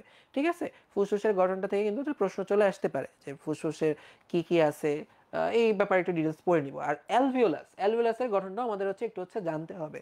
তো অ্যালভিওলাসের গঠন কি, সে কি করে না করে, এই রিলেটেড প্রশ্ন মাঝে মধ্যে আসে। তাহলে কি বললাম দেখবা, চ্যাপ্টারটা খুলে অনেক অনেক কথাবার্তা বলা আছে শ্বসনতন্ত্র নিয়ে। এতে মেইনলি দুইটা আমরা জিনিস পড়বো, একটা হলো কি ফুসফুস পড়বো, আর একটা কি পড়বো ভাইয়া বলো, অ্যালভিওলাসের ব্যাপারটা একটু হচ্ছে দেখে নিব। আর এই চ্যাপ্টারের সবচেয়ে কমন সৃজনশীলের জায়গা হলো গ্যাসীয় পরিবহন। গ্যাসীয় পরিবহন কি ভাইয়া? এই যে যখন আমরা শ্বাস নিতেছি, মুখ দিয়ে যে হচ্ছে বা নাক দিয়ে যে আমাদের অক্সিজেন যেটা হচ্ছে ঢুকতেছে, অক্সিজেনটা পরিবহন হয়ে দেহের সব জায়গায় কিভাবে ছড়ায় যায়। বাট দেহের সব জায়গা থেকে কার্বন ডাই অক্সাইড নামক গ্যাসটা সংগ্রহ করে কিভাবে হচ্ছে ফুসফুস দিয়ে হচ্ছে বাইরে বের হয়ে আসে। তো এই ব্যাপারটা হচ্ছে গ্যাসীয় পরিবহন। তাহলে কার্বন ডাই অক্সাইডের পরিবহন আর অক্সিজেনের পরিবহন, এদের ডিটেলসটাও আমাদের লাগবে। এটা কিন্তু পরীক্ষাতে আসে। ওকে, তো এই ব্যাপারগুলো হচ্ছে আমরা এখান থেকে একটু দেখে নিব, এবং হচ্ছে বইয়ে যদি কোনো বিক্রিয়া টিক্রিয়া থাকে ওইগুলো হচ্ছে একটু শিখে নিব। আচ্ছা, এরপরে আমার মনে হয় তোমাদের 5 নাম্বার চ্যাপ্টারে সবচেয়ে বেশি রোগ টোগ আছে।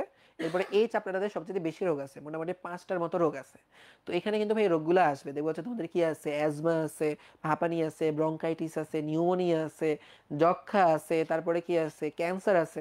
তো এই যে এটা দেখবে আলাদা আলাদা লক্ষণ আছে, এবং এই লক্ষণগুলো কিন্তু অনেকটা এরকম যে এটা হইলে কি হয়, ওইটা কতগুলো লক্ষণ বলে দিয়ে বলবে তার কি হয়েছে।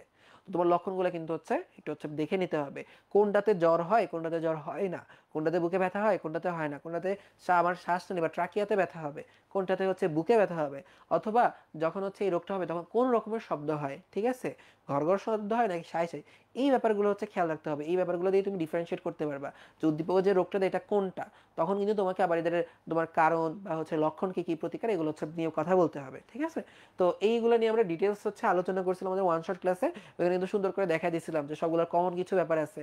তোমাকে কি করতে হবে, আলো পূর্ণ বাতাসে থাকতে হবে, তোমাকে হচ্ছে স্যুপ খাইতে হবে, গরম খাবার খাইতে হবে, এরকম কমন ব্যাপারগুলো আমরা কিন্তু এখান থেকে হচ্ছে দেখে নিতে পারি যারা ওয়ান শট ক্লাসটা হচ্ছে ভিডিওটা দেখে। ওকে, তো হাঁপানি, অ্যাজমা, তারপরে হচ্ছে ব্রঙ্কাইটিস, নিউমোনিয়া, এদের কথা মোটামুটি যক্ষা, তারপরে হচ্ছে ফুসফুসের ক্যান্সার, এগুলো বলে ফেলছে এবং সবগুলো ইম্পর্টেন্ট, সবগুলোর কথাই তোমাকে এখান থেকে বলে ফেলতে হবে। ওকে, আচ্ছা, এটা হয়ে গেলে এরপরে আমরা চলে আসতেছি তোমাদের অন্যতম প্রিয় চ্যাপ্টার, সেটা হচ্ছে যেটার মধ্যে থেকে মেনলি একটা প্রশ্ন বা দুইটা প্রশ্ন আসে, নেফ্রনের ছবি আঁকা। নেফ্রনের ছবি আঁকা এবং হচ্ছে ওই যে কিডনির ছবি আঁকা তোদের খুবই প্রিয় চ্যাপ্টার। তো এই চ্যাপ্টারটা মেইনলি কন্টিনিউ এখান থেকে বাকি চ্যাপ্টারগুলোর ব্যাপারে তোমাদেরকে আইডিয়া দিবে তোমাদের হচ্ছে রাকিব ভাইয়া। তো তোমাদের রাকিব ভাইয়া এসে কন্টিনিউ করুক, এরপরে শেষে আবার হচ্ছে আমরা একসাথে কিছু কথা বলবো। ধন্যবাদ তারিফ। তো সবাইকে আবার আমাদের এই গাইডলাইন ক্লাসে স্বাগতম। তো তারিফ ভাইয়া খুব সুন্দরভাবে তোমাদের জন্য প্রথমেই 7টা চ্যাপ্টার খুব ভালোভাবে উপস্থাপন করেছে। ভাইয়ার কথা একদম অক্ষর অক্ষরে পালন করবা তোমরা, ভাইয়ার বাধ্য ছাত্র। ওকে, তাহলে আমরা আসি রেচন চ্যাপ্টার থেকে, চ্যাপ্টার 8। ওকে, রেচন প্রক্রিয়া। তো এই যে রেচন চ্যাপ্টারটা, এখান থেকে যদি বলি সবচেয়ে ইম্পর্টেন্ট জিনিস কি, এখানে সবচেয়ে ইম্পর্টেন্ট জিনিস হচ্ছে আমাদের কিডনির গঠন আসতে পারে, কিডনির লম্বচ্ছেদের চিত্র আসতে পারে, এবং নেফ্রনের গঠন, নেফ্রনের চিত্র। তো এখানে তোমরা যে ভুলটা মোস্ট অফ দ্য টাইম করো, এটা হচ্ছে প্রশ্নতে যদি থাকে, ধরো একটা কিডনির ছবি দেওয়া আছে প্রশ্নে,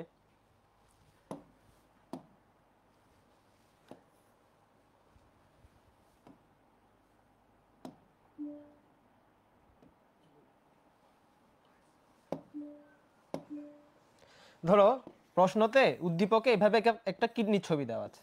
এখন যদি প্রশ্নটা হয় এভাবে, ধরো এভাবে কিডনিটাকে এ দিয়ে মার্ক করা আছে, উদ্দীপকের এ চিহ্নিত চিত্রটির গঠন বর্ণনা করো। ঠিক আছে, তখন তোমরা তো কিডনির গঠনই বর্ণনা করবা। কিন্তু যদি প্রশ্ন এমন থাকে যে এ চিহ্নিত চিত্রটির এককের গঠন বর্ণনা করো, অথবা এ চিহ্নিত চিত্রটির কার্যকরী এককের,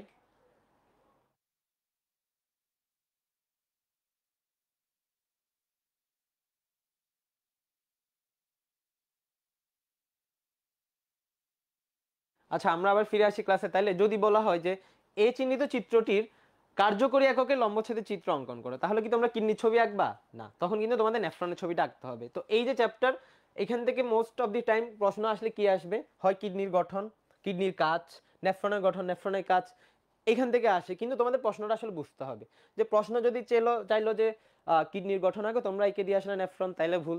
আবার যদি বলে নেফ্রনের গঠন চাই, তোমরা যদি কিডনির গঠন এঁকে দিয়ে আসো তাহলে এখানে তোমাদের নাম্বার কাটা যাবে। সো এই জায়গাটায় তোমাদের একটু সাবধান হতে হবে, ওকে? এটা একটু প্রশ্নটা একটু ভালোভাবে খেয়াল করতে হবে, আদারওয়াইজ এখান থেকে খুব প্রেডিক্টিভ প্রশ্ন আসে যে কিডনির ছবি অথবা নেফ্রনের ছবি, কিডনির কাজ নেফ্রনের কাজ এসবই। আচ্ছা, তাহলে দেখো এই যে কিডনির ছবি, তাহলে আমরা এইভাবে, এবং এই যে চ্যাপ্টারটা এটা কিন্তু আমি একটা ফ্রি ক্লাস নিয়েছিলাম SSC 25 একাডেমিক কোর্সটাতে, ওইটা আমাদের উৎকর্ষের পেজে আছে রেচনের চ্যাপ্টারটা, এবং ওই যে ক্লাসে আমি কিন্তু কিডনি খুব সহজে কিভাবে কিডনি আঁকা যায় ওই টেকনিকটা ওইখানে দেওয়া আছে। তো কারো যদি দরকার হয় তাহলে তোমরা উৎকর্ষের পেজেই স্ক্রল করলে নিচে রেচনের চ্যাপ্টারটা পেয়ে যাবা, ওইখানে গিয়ে তুমি কিডনি ছবি আঁকার টেকনিকটা দেখতে পারো। আচ্ছা, তাহলে দেখো কিডনি ছবি তোমাদের এটা খুবই ইম্পর্টেন্ট। আচ্ছা, এরপর নেফ্রন অবশ্যই খুবই ইম্পর্টেন্ট, নেফ্রনের চিত্র, নেফ্রনের কাজ, এই জিনিসগুলো অবশ্যই দেখতে হবে। আচ্ছা, এরপর অনেক সময় এখান থেকে, আচ্ছা বৃক্কে পাথর, অনেক সময় উদ্দীপক অসুখগুলা দিয়ে দেয়, যে অসুখগুলা লক্ষণগুলা দিয়ে দেয় আর কি, তখন তোমার ওই লক্ষণ থেকে কোন অসুখ অথবা এটা চিকিৎসা কিভাবে প্রশ্ন আসতে পারে। তো এখানে যেটা ইম্পর্টেন্ট ডায়ালাইসিস, যে বৃক্কে পাথর, ডায়ালাইসিস অথবা বৃক্ক প্রতিস্থাপন, এই তিনটা টপিক থেকে সবচেয়ে ইম্পর্টেন্ট হচ্ছে বৃক্ক প্রতিস্থাপন। যে এখানে প্রশ্নটা এভাবে আসে যে ধরো উদ্দীপকে দেখালো কিডনির একটা রোগ হয়েছে অথবা কারো কিডনি নষ্ট হয়ে গেছে, এখন ঘ নাম্বারে যে প্রশ্নটা হয়, ঘতে যে প্রশ্নটা হয় যে রহিম সাহেব অথবা করিম সাহেবের জন্য কোন চিকিৎসাটি সবচেয়ে যুক্তিযুক্ত বলে তুমি মনে করো, অর্থাৎ এখানে যেটা চাওয়া হচ্ছে, অর্থাৎ ডায়ালাইসিস আর বৃক্ষ প্রতিস্থাপন এই দুইটার মধ্যে কোনটা সবচেয়ে কার্যকরী অথবা দীর্ঘস্থায়ী, কোনটা করা ভালো। তো ওই ক্ষেত্রে সবসময় তুমি মতামতটা দিবে কিভাবে, যে বৃক্ষ প্রতিস্থাপন অবভিয়াসলি সবচেয়ে কার্যকরী এবং ভালো, কারণ একটা পেশেন্টকে যদি ডায়ালাইসিস করানো লাগে সপ্তাহে কিন্তু দুইবার মিনিমাম ডায়ালিসিস করানো লাগে, এবং প্রত্যেকটা ডায়ালিসিস অনেক সময় দরকার হয়, আবার এটা কিন্তু কোনো স্থায়ী সমাধানও না। কিন্তু কেউ যদি বৃক্ক প্রতিস্থাপন করে তাহলে এটা কিন্তু স্থায়ী সমাধান। তাহলে এই চ্যাপ্টার থেকে মোটামুটি কিডনি, নেফ্রন আর হচ্ছে বৃক্কের চিকিৎসা, বিকলের চিকিৎসার মধ্যে ডায়ালিসিস আর বৃক্ক প্রতিস্থাপনের তুলনা, এই জিনিসগুলো আমরা একটু ভালোভাবে দেখব। তাহলে এগুলো যদি আমরা দেখি দেখো তাহলে আমাদের এই রিলেটেড প্রশ্ন আসতে পারে। এখন আসো চলো আমরা যাই হচ্ছে তোমাদের এরপরের চ্যাপ্টার, চ্যাপ্টার 9, অর্থাৎ কঙ্কালতন্ত্র, দৃঢ়তা প্রদান ও চলন। এখন একটা কথা প্রথমেই বলে রাখি, আমরা যখন পড়বো আমরা আসলে কোনো চ্যাপ্টারই বাদ দিব না, সবগুলাই আমরা প্রিপারেশন নিব, কিন্তু এই যে চ্যাপ্টারটা দৃঢ়তা প্রদান ও চলন, এটা থেকে প্রশ্ন একটু কমই আসে। তো কম আসলেও কোন জিনিসগুলো বেশি আসে, এখানে দেখো তরুণাস্থির বৈশিষ্ট্য আসতে পারে, তরুণাস্থির বৈশিষ্ট্য গঠন একই কথা, সেম ভাবে, হ্যাঁ এইটা খুবই ইম্পর্টেন্ট, এখানে সাইনোবিয়াল অস্থিসন্ধির গঠন, সাইনোবিয়াল অস্থিসন্ধির গঠন চিহ্নিত চিত্র, এখান থেকে যদি ছবি আঁকতে বলে এই ছবিটাই ম্যাক্সিমাম টাইমে আঁকতে দেয়, তো তোমরা এই ছবিটা একটু ভালোভাবে প্র্যাকটিস করবা, সাইনোবিয়াল অস্থিসন্ধির গঠন এবং চিত্র। আচ্ছা, এরপর এই যে চলন অস্থি ও পেশির ভূমিকা, এই টপিকটাও খুবই গুরুত্বপূর্ণ। তাহলে এখানে যদি দুইটা টপিক আমি বলি যে কঙ্কালের চ্যাপ্টার থেকে কোন দুইটা টপিক আমরা পড়বো, এক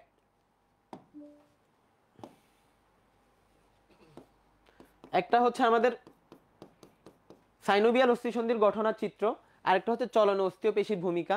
মানে কোনটা, ওই যে কনুই নাড়ানোর সময় তোমার বাইসেপস আর ট্রাইসেপস কিভাবে কাজ করে, যে বাইসেপস যখন সংকুচিত হয় ট্রাইসেপস তখন প্রসারিত হয়, তারপর কনুইটা ভাঁজ হয়, আবার ট্রাইসেপস যখন প্রসারিত হয় বাইসেপস তখন সংকুচিত হয়, এইভাবে ভাঁজ করে প্রসারিত করে, এই জিনিসটা তোমাদের একটু ব্যাখ্যা করে দিতে হবে। তাহলে এই দুইটা জিনিস এখানে মোস্ট ইম্পর্টেন্ট। প্লাস পিছনের দিকে অর্থাৎ চ্যাপ্টারের শেষের দিকে কিছু রোগের কথা বলা আছে, যেমন অস্টিওপোরোসিস, এখানে দুইটাই রোগ, অস্টিওপোরোসিস আর হচ্ছে তোমার রিউমাটয়েড আর্থ্রাইটিস। তো এখান থেকে একটা বোর্ডে একবার প্রশ্ন এসেছিল, জাস্ট যে দুইটা রোগের লক্ষণের কথা উদ্দীপকে দেওয়া ছিল, ঠিক আছে, দুইটা রোগের কথাই দেওয়া ছিল, তো এখান থেকে তোমরা অস্টিওপোরোসিস আর রিউমাটয়েড আর্থ্রাইটিস এই দুইটার একটু প্রতিকার, প্রতিরোধ, লক্ষণ এগুলো একটু পড়লে আমার আশা করি তোমাদের আসতেও পারে, মানে কিন্তু সবচেয়ে ইম্পর্টেন্ট কোনটা, সাইনোবিয়াল অস্থিসন্ধির গঠন আর চলন অস্থি ও পেশির ভূমিকা। আচ্ছা, এরপরে যদি আমরা যাই দেখো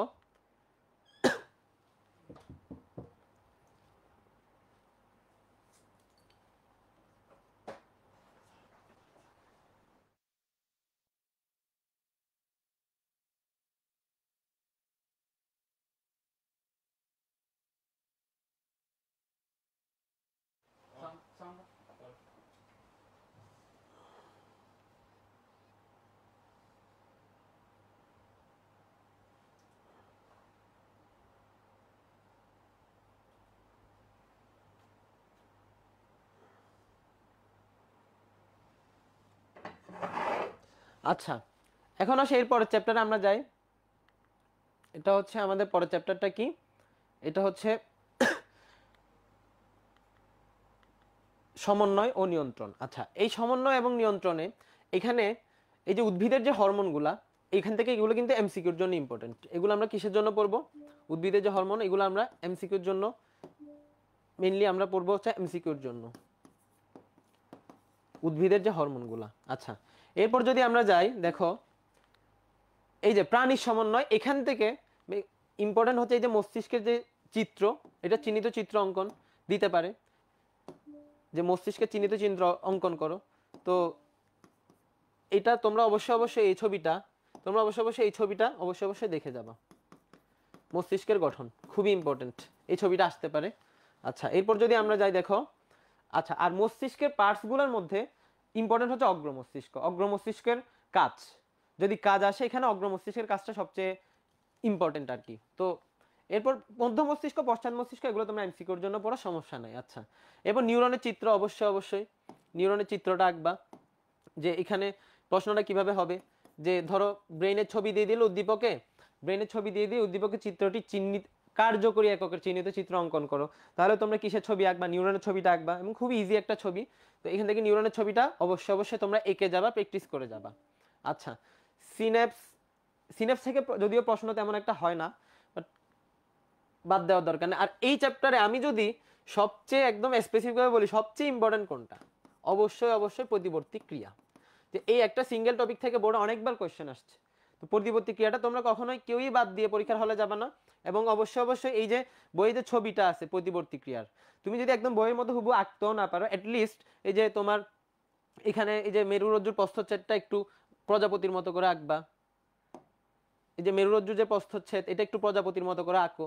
এরপর এখান থেকে দুইটা স্নায়ু বের করো, দুই সাইডে দুইটা স্নায়ু বের করো, এবং একটা স্নায়ু পেশির সাথে সংযোগ করে দাও, আর একটা স্নায়ু হচ্ছে তোমার এখানে ত্বকের সাথে সংযোগ করে দাও। অ্যাটলিস্ট একটুক যদি আঁকো এনাফ।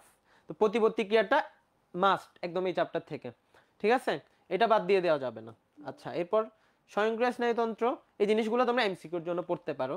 পিটুইটারি গ্রন্থি, আচ্ছা গ্রন্থি, এখানে মেনলি হরমোনগুলো আসে। তো এখানে গ্রন্থিগুলো আমাদের সিঙ্গেল গ্রন্থি আমরা ফোকাস না করে আমরা এখানে ফোকাস করব কি? আমরা এখানে ফোকাস করব হচ্ছে যে হরমোনগুলা কোন গ্রন্থি থেকে কি হরমোন ক্ষরণ হচ্ছে এবং হরমোনগুলোর কাজ, এটা কিন্তু আমরা এমসিকিউর জন্য মেইনলি দেখব, ঠিক আছে? সিকিউতে আসতে পারে, বাট দেখে রাখলে ভালো। আচ্ছা, তাহলে এই যে গ্রন্থিগুলোর কথাই আমি বললাম। আচ্ছা, এরপর দেখো ডায়াবেটিস। এই ডায়াবেটিস, বহুমূত্র রোগ বা ডায়াবেটিস, এখান থেকেও প্রশ্ন এসছে। দেখো ম্যাক্সিমাম চ্যাপ্টারে, যেমন ধরো ওই যে সংবহনের চ্যাপ্টারে, ওইখানেও কতগুলো রোগ ছিল, শ্বসনের চ্যাপ্টারে রোগ ছিল, আবার দৃঢ়তা প্রদানের চলন, ওইখানেও কিছু রোগ ছিল, এখানেও দেখো রোগগুলা অনেক সময় এতগুলো চ্যাপ্টারে এতগুলো রোগের কথা দেওয়া আছে, একটা রোগ তো দিয়েই দিতে পারে। তো তোমরা সবসময় রোগগুলার একটু লক্ষণ, প্রতিকার, প্রতিরোধ একটু রিডিং পড়ে যাবা, রিডিং পড়বা।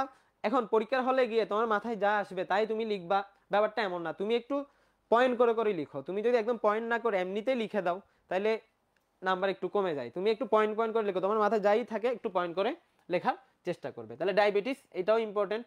আচ্ছা, স্ট্রোক, আচ্ছা এখানে প্যারালাইসিস, স্ট্রোক, এই টপিকগুলো আমরা এমসিকিউর জন্য পড়বো, ওকে? আচ্ছা, পার্কিনসন রোগ, তাহলে এই চ্যাপ্টার থেকে দুইটা রোগ যদি পড়তে বলি, কোন দুইটা রোগ? ডায়াবেটিস আর পার্কিনসন। অনেকগুলো রোগ, কিন্তু ইম্পর্টেন্ট কোনগুলো? ডায়াবেটিস আর পার্কিনসন, এই দুইটা আমরা একটু দেখবো। আচ্ছা, এই জিনিসগুলো এমসিকিউর জন্য আমরা দেখব। তাহলে এই যে চ্যাপ্টারটা সমন্বয় ও নিয়ন্ত্রণ, এখান থেকে আমরা মেইনলি কোনগুলো ফোকাস করব? আমরা ফোকাস করব মস্তিষ্কের চিহ্নিত চিত্র।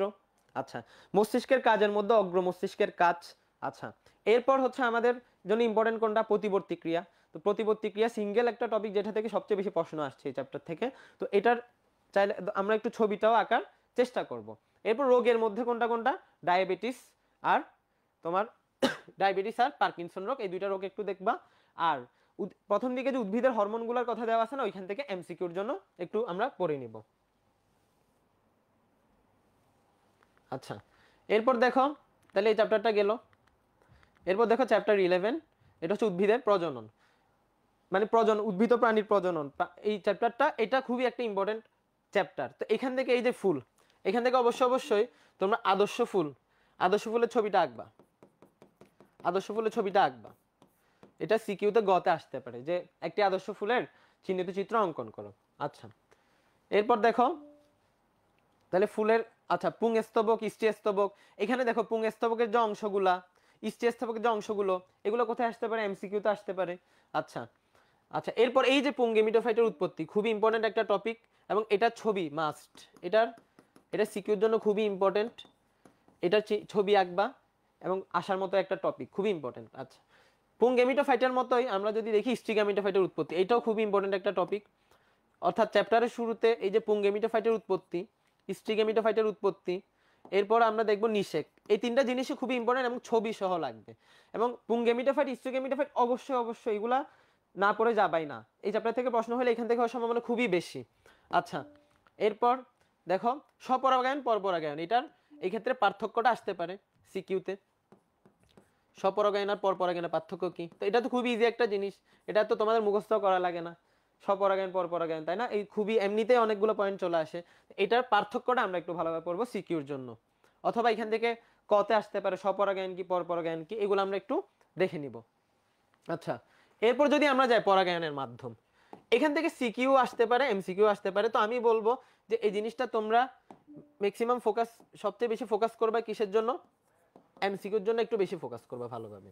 তবে এখানে তোমরা যে ভুলটা করো, আমি বলি তোমাদেরকে যদি বলা হয় যে পরাগায়ন কয় প্রকার, অর্থাৎ পরাগায়নের প্রকারভেদ বিশ্লেষণ করো, তখন চলে আসা হচ্ছে স্বপরাগায়ন আর পরপরাগায়ন। কিন্তু তোমাকে যদি বলা হয় যে পরাগায়নের মাধ্যমের উপর ভিত্তি করে ফুল কত প্রকার, তখন কিন্তু এই যে এগুলো চলে আসবে, পতঙ্গ পরাগী, বায়ু পরাগী, পানি পরাগী, প্রাণী পরাগী। তো এই জায়গায় কিন্তু প্রশ্নটা একটু ভালোভাবে পড়তে হবে। তোমাকে যদি বলে পরাগায়নের উপর ভিত্তি করে, পরাগায়নের ধরনের উপর ভিত্তি করে ফুল কয় প্রকার, তাহলে দুই প্রকার, স্বপরাগী পরপরাগী। কিন্তু যদি প্রশ্নটা এমন হয় যে পরাগায়নের মাধ্যমের উপর ভিত্তি করে ফুল কয় প্রকার, তাহলে কিন্তু চার প্রকার।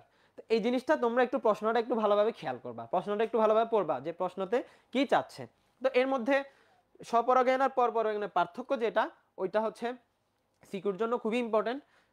এটাও আসতে পারে বাট ওইটার চেয়ে কম ইম্পর্টেন্ট, বাট বাদ দিয়ে যাবে না, এমসিকিউর জন্য তো অবশ্যই। আচ্ছা, এরপর নিষেক, খুবই ইম্পর্টেন্ট নিষেক। নিষেক এটা ছবি সহ তোমরা একটু দেখবা নিষেকের ছবিটা। তো এখানে দুইটা ছবি যদি আঁকতে না পারো, এটলিস্ট এই ছবিটা আঁকবা, এই ছবিটা অ্যাটলিস্ট আঁকতে হবে তোমার, তাহলে এটাও ইম্পর্টেন্ট। আচ্ছা, এরপর দেখো ফলের উৎপত্তি, এগুলো এমসিকিউর জন্য আমরা পড়তে পারি। তাহলে এই যে চ্যাপ্টারটা, প্রজননের যে চ্যাপ্টারটা, এখান থেকে আমরা কি কি পড়বো? এখান থেকে আমরা পড়বো পুংগেমিটোফাইটের উৎপত্তি। দেখো আমি একদম ইম্পর্টেন্ট থেকে, বেশি ইম্পর্টেন্ট থেকে কম ইম্পর্টেন্ট দিকে যাচ্ছি। পুংগেমিটোফাইটের উৎপত্তি, স্ট্রিগেমিটোফাইটের উৎপত্তি, নিষেক।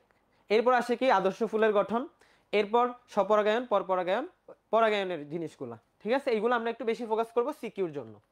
আচ্ছা, এরপর তাহলে আমরা চলে যাই, দেখো প্রশ্নগুলো দেওয়া আছে, একটু সলভ করবা যদি সময় পাও। আচ্ছা, এরপর প্রাণীর প্রজনন চলে আসলো, প্রাণীর প্রজননে।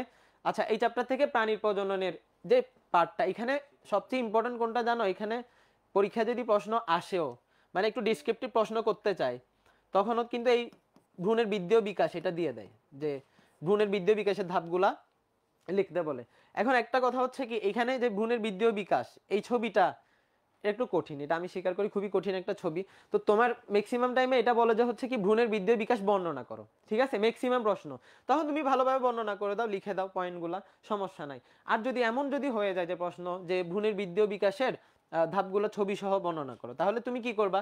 এই যে এই প্রথম চারটা, এই চারটা ছবি, এগুলো কিন্তু ইজি। তো পরের চারটাতে তুমি, পরের চারটাতে জাস্ট এরকম একটা ইউটারাস এঁকে জাস্ট তুমি হচ্ছে এগুলোর পজিশনগুলা, এখানে এই যে আম্বিলিকাল কর্ডটা দিয়ে একটা ফিটাস দিয়ে দাও, জাস্ট একটু তুমি, এরপর তুমি বর্ণনাটা লিখে দাও। তোমার এতগুলো পজিশন চেঞ্জ করার দরকার নাই, একই ছবি আঁকা দরকার হলে সমস্যা নাই। আচ্ছা, এরপর যে অমরা, অমরার যে গুরুত্ব, এই যে অমরার কাজ, এটা এটা সিকিউর জন্য খুবই ইম্পর্টেন্ট। অমরার কাজ অনেকবার আসছে বোর্ডে, অমরার কাজ, এটা অবশ্যই অবশ্যই আমাদের সিকিউর জন্য পড়তে হবে। আচ্ছা, এরপর হচ্ছে মানব প্রজননে হরমোনের ভূমিকা। তো এই জিনিসটা অনেক সময় ঘতে আসতে পারে, হরমোনের ভূমিকা। এবং এই জিনিসটা কিন্তু আমরা এর আগেও ওই চ্যাপ্টারটাতে পড়েছি, হরমোন, বিভিন্ন গ্রন্থি থেকে বিভিন্ন হরমোন খরিত হয়। তো দুইটা চ্যাপ্টার আমরা হচ্ছে মিলিয়ে পড়বো, তাহলে আমাদের হরমোনগুলোর কাজ মনে থাকবে। ঠিক আছে, আমরা একটু বুঝে বুঝে পড়ার চেষ্টা করব। পরীক্ষার হলে যে একদম বইয়ের মতো লিখতে হবে এমন কথা না, কিন্তু কোন হরমোন কি কাজ করে এগুলো আমরা একটু লিখে দেব। আচ্ছা, তাহলে দেখো এখানে আমরা কিছু জিনিস এমনিতে ডিসক্রাইব করছি, যে জিনিসগুলো লাগবে এখান থেকেও দেখতে পারো। আচ্ছা, এরপর এখানে রোগ আছে এইডস। তো এইডস এটা এমসিকিউর জন্য একটু দেখবা, ঠিক আছে? তাহলে এই চ্যাপ্টারও গেল। এখন আসা হচ্ছে চ্যাপ্টার 12। চ্যাপ্টার 12 হচ্ছে বিবর্তন, এই চ্যাপ্টারটা। এখান থেকে যদি আমি বলি, এই যে নিউক্লিক অ্যাসিডের যে গঠন, নিউক্লিক অ্যাসিডের গঠনে এই জিনিসগুলো এমসিকিউর জন্য ইম্পর্টেন্ট, যে নিউক্লিক অ্যাসিডে যে কি কি থাকে, কি কি পিউরিন কোনটা কোনটা, পাইরিমিডিন কোনটা কোনটা, এগুলো কিন্তু এমসিকিউর জন্য ইম্পর্টেন্ট। আচ্ছা, ডিএনএ 100% ইম্পর্টেন্ট, 100% ইম্পর্টেন্ট, যে ডিএনএর গঠন, রাসায়নিক গঠন 100% ইম্পর্টেন্ট, যে এই চ্যাপ্টার থেকে ম্যাক্সিমাম টাইম ডিএনএর গঠনটা, ডাবল হেলিক্স মডেলটা এখান থেকে সিকিউতে প্রশ্ন আসে, তাহলে আমরা এটা অবশ্যই অবশ্যই পড়ে যাব। আচ্ছা, এরপর দেখো আরএনএ। আচ্ছা, কিন্তু কথা হচ্ছে আরএনএ থেকে এমনিতে প্রশ্ন আসলে এমসিকিউ, আরএনএ থেকে যদি প্রশ্ন করে ওইটা কিভাবে দেয়, ডিএনএ এবং আরএনএ এর পার্থক্য, তাহলে এই জায়গায় আমাদের ডিএনএ এবং আরএনএ এর পার্থক্যটা অবশ্যই অবশ্যই জানা লাগবে। যেমন ধরো অনেক সময় এমন ভাবে প্রশ্ন হয় যে গতে দিল ডিএনএ ছবিটা আঁকতে বললো, আর ঘতে ডিএনএ আর আরএনএ পার্থক্য লিখতে বললো, ওই ক্ষেত্রে যাতে তোমরা পারো তাহলে পড়ে যাবা ডিএনএ এবং আরএনএ পার্থক্য। আচ্ছা, এই জিনিসগুলো এমসিকিউর জন্য পড়বা। এখন আসে মেন্ডেলের পরীক্ষা ও সূত্র। তাহলে এই চ্যাপ্টারে দুইটা জিনিস ইম্পর্টেন্ট, একটা হচ্ছে গেল ডিএনএ গঠন, আরেকটা হচ্ছে মেন্ডেলের সূত্র। এবং এই মেন্ডেলের সূত্র থেকে অবভিয়াসলি থ্যালাসেমিয়া বর্ণান্ধতা এই জিনিসগুলো চলে আসে, একই কথা। মেন্ডেলের প্রথম সূত্র এই যে সূত্র, এখানে চেকার বোর্ড, এভাবে পরীক্ষার প্রশ্ন আসতে পারে, অনুপাত বের করতে বলতে পারে সিকিউতে, খাটো কয়টা হবে, লম্বা কয়টা হবে, তো এগুলো তোমাদেরকে আমরা ক্লাসে অবশ্যই পড়িয়েছি। দেখো, আচ্ছা, ডিএনএ অনুলিপন, ডিএনএ অনুলিপন এটা এই টপিকটাও সিকিউর জন্য ইম্পর্টেন্ট, তো এখানে যদি তোমরা ছবি আঁকতে পারো ভালো। আচ্ছা, এখান থেকে একটা প্রশ্ন আসে যে, আচ্ছা তাহলে এখান থেকে প্রশ্ন আমি বললাম সিকিউর জন্য ইম্পর্টেন্ট সবচেয়ে কি কি, ডিএনএ ডাবল হেলিক্স মডেল, গঠন, রাসায়নিক গঠন, এরপর হচ্ছে মেন্ডেলের সূত্র রিলেটেড টপিকগুলো তোমরা সিকিউর জন্য ভালোভাবে দেখবা। আর ডিএনএ টেস্ট, তারপরে যে এখানে তোমার ডিএনএ অনুলিপন, এই টপিকগুলো আসতে পারে, এগুলো বাদ দিয়ে যাবা না, বাট ইম্পর্টেন্ট হচ্ছে ওই দুটাই। আচ্ছা, তাহলে প্রশ্নগুলো একটু দেখবা। আচ্ছা, লিঙ্গ নির্ধারণ, এই টপিকটা ইম্পর্টেন্ট। লিঙ্গ নির্ধারণ তোমাদের খুবই প্রিয় একটা টপিক, এবং তোমরা সবাই পারো এক্স এক্স হলে কি হবে, এক্স ওয়াই হলে কি হবে, এবং লিঙ্গ নির্ধারণে বাবার ভূমিকা বেশি নাকি মায়ের ভূমিকা বেশি, কার দোষ নাই, এইসব জিনিস তোমরা একটু ডিসক্রাইব করে দিয়ে চলে আসবা। ঠিক আছে, লিঙ্গ নির্ধারণ আসতে পারে, তাহলে প্রশ্নগুলো একটু দেখবা। আচ্ছা, কালার ব্লাইন্ডনেসের এখানে আলাদা করে বলার কিছু নাই, ওই যে মেন্ডেলের যে সূত্রগুলো ওইটার থ্রোতে কালার ব্লাইন্ডনেস থেকে প্রশ্ন আসতে পারে, যে বাবা বাবা বর্ণান্ধ মা সুস্থ, অথবা বাবা বর্ণান্ধ মা বাহক, এরকম ভাবে প্রশ্ন দিতে পারে। তো এটা মেন্ডেলের সূত্রের মতো করে আমরা চেকার বোর্ডে আমরা অনুপাতটা বের করে দেব। থ্যালাসেমিয়া সেম মেন্ডেলের সূত্র। আচ্ছা আচ্ছা, এখানে ডারউইনের মতবাদ, এই এই পার্টগুলো থেকে আমরা একটা এমসিকিউর জন্য একটু ভালোভাবে ফোকাস করব, বিবর্তনের যে মতবাদগুলো। আচ্ছা, এরপর আমরা চলে আসি চ্যাপ্টার 13, সেকেন্ড লাস্ট চ্যাপ্টার, এখানে বাস্তুতন্ত্র। আচ্ছা, এখানে সবচেয়ে ইম্পর্টেন্ট হচ্ছে বাস্তুতন্ত্রের উপাদান। বাস্তুতন্ত্রের উপাদান খুবই ইম্পর্টেন্ট। বাস্তুতন্ত্রের উপাদান কি কি উপাদান আছে, কোনটা কি উপাদান, যে উদ্দীপকে অনেকগুলো উপাদানের কথা বলে দিল, তারপর প্রশ্নতে বললো হচ্ছে কোনটি কোন ধরনের উপাদান ব্যাখ্যা করো। ঠিক আছে, এইভাবে বাস্তুতন্ত্রের উপাদানটা খুবই ইম্পর্টেন্ট। আচ্ছা, সিকিউর জন্য এই যে পুকুরের বাস্তুতন্ত্র, এখান থেকেও কিন্তু অনেক সময় বোর্ডে প্রশ্ন চলে আসছে যে পুকুরের বাস্তুতন্ত্র ব্যাখ্যা করো। তো তোমার পুকুর যে আঁকতে হবে তা না, কিন্তু পুকুরের বাস্তুতন্ত্রটা তুমি ব্যাখ্যা করবা, যে এখানে উৎপাদককে, খাদককে, বিয়োজককে, এইসব জিনিস একটু ব্যাখ্যা করবে, এটাও সিকিউর জন্য খুবই ইম্পর্টেন্ট। আচ্ছা, এরপর খাদ্য শিকল, খাদ্যজাল অবভিয়াসলি ইম্পর্টেন্ট, খাদ্য শিকল, খাদ্যজাল অবভিয়াসলি ইম্পর্টেন্ট, এবং এখানে তোমাকে উদ্দীপকে এইভাবে বিভিন্ন ধরনের খাদ্য শিকলের উদাহরণ দিয়ে দিতে পারে, ফ্লোচার্ট দিয়ে দিয়ে, এভাবে ফ্লোচার্ট দিয়ে দিয়ে উদ্দীপকে দিয়ে দিতে পারে, এবং প্রশ্নতে বলতে পারে যে কোন ধরনের খাদ্য শিকল ব্যাখ্যা করো, অথবা এখান থেকে একটা খাদ্য জাল তৈরি করো। তাহলে এভাবে আসলে তোমরা খাদ্য শিকল, খাদ্য জাল এই দুইটা টপিক অবশ্যই অবশ্যই পড়ে যাবা। আচ্ছা, এরপর দেখো শক্তি প্রবাহ। এখানে একটা কথাই তোমাদেরকে বলি, শক্তি প্রবাহ আর আরেকটা হচ্ছে পুষ্টি প্রবাহ। দেখো, শক্তি প্রবাহ সবসময় কি একমুখী, আর পুষ্টি প্রবাহ বললে কি বলবা, চক্রাকার। প্রথম লাইন এটাই লিখতে হবে, যে শক্তি প্রবাহ ব্যাখ্যা করো, তাহলে প্রথম লাইনে লিখবে একমুখী, আর যদি বলো পুষ্টি প্রবাহ ব্যাখ্যা করো, প্রথমেই বলে নিতে হবে চক্রাকার। এই দুটো জিনিস একটু খেয়াল রাখবা। আচ্ছা, শক্তি পিরামিড অনেক সময় এখান থেকেও আসে, শক্তি পিরামিড খুবই ইজি। তাহলে সবার নিচে কে থাকবে, উৎপাদক, এরপর প্রথম স্তর, দ্বিতীয় স্তর, তৃতীয় স্তর, এবং উৎপাদকের যে শক্তি থাকবে তার 10% প্রথম স্তরে যাবে, প্রথম স্তরের খাদকের যে শক্তি ওর 10% দ্বিতীয় স্তরে যাবে, দ্বিতীয় স্তরের খাদকের আরো 10% কোথায় যাবে, তৃতীয় স্তরে যাবে। তাহলে বোঝাই যাচ্ছে সবচেয়ে বেশি ছিল উৎপাদকে, এবং যত আমরা উপর উঠছি ততই শক্তির মানটা কমে আসছে। জাস্ট এটাই একটু তুমি ডিসক্রাইব করবা শক্তি পিরামিড যদি আসে। আচ্ছা, এবার দেখো জীববৈচিত্র্য, এখান থেকে মেইনলি অনুধাবনমূলক প্রশ্ন আসতে পারে, যে প্রজাতিগত বৈচিত্র্য কি, জিনগত বৈচিত্র্য কি, বাস্তুতান্ত্রিক বৈচিত্র্য কি, অনুধাবনমূলক প্রশ্ন আসতে পারে, জ্ঞানমূলক প্রশ্ন আসতে পারে, তাই না? তাহলে এই জিনিসগুলো একটু দেখবা। আচ্ছা, মিথস্ক্রিয়া, আন্তঃনির্ভরশীলতা, পরিবেশের ভারসাম্য, তো এই জিনিসটা তোমরা এমসিকিউর জন্য একটু পড়বা, যে তোমার এখানে কিন্তু এগুলা পড়তে জানলে খুবই ইন্টারেস্টিং আর কি। মিউচুয়ালিজম কখন হয়, কমেন্সালিজম। দেখো মিউচুয়ালিজম মানে কি, দুইজনের যে সুবিধা সুবিধা পাই, তাহলে এটা মিউচুয়ালিজম। একজন সুবিধা পাচ্ছে বাট আরেকজনের ক্ষতি হচ্ছে না, তখন কমেন্সালিজম। দেখো শোষণ, একজন আরেকজনকে একদম শোষণ করে খেয়ে ফেলছে, তাহলে শোষণ। ঠিক আছে, আবার ধরো একটা পুকুরে তুমি যখন খাবার দাও, সবগুলো মাছ এসে প্রতিযোগিতা করে, তাই না? তাহলে ওই জিনিসটা হচ্ছে প্রতিযোগিতা। আচ্ছা, অ্যান্টিবায়োসিস, আমরা যখন জীবাণু অথবা অন্য কোনো মাইক্রোবসকে মারার জন্য এখানে একটা কেমিক্যাল ইউজ করি, তখন এই জিনিসটাকে কি বলা হচ্ছে, অ্যান্টিবায়োসিস। এই জিনিসগুলো এমসিকিউর জন্য একটু দেখবা।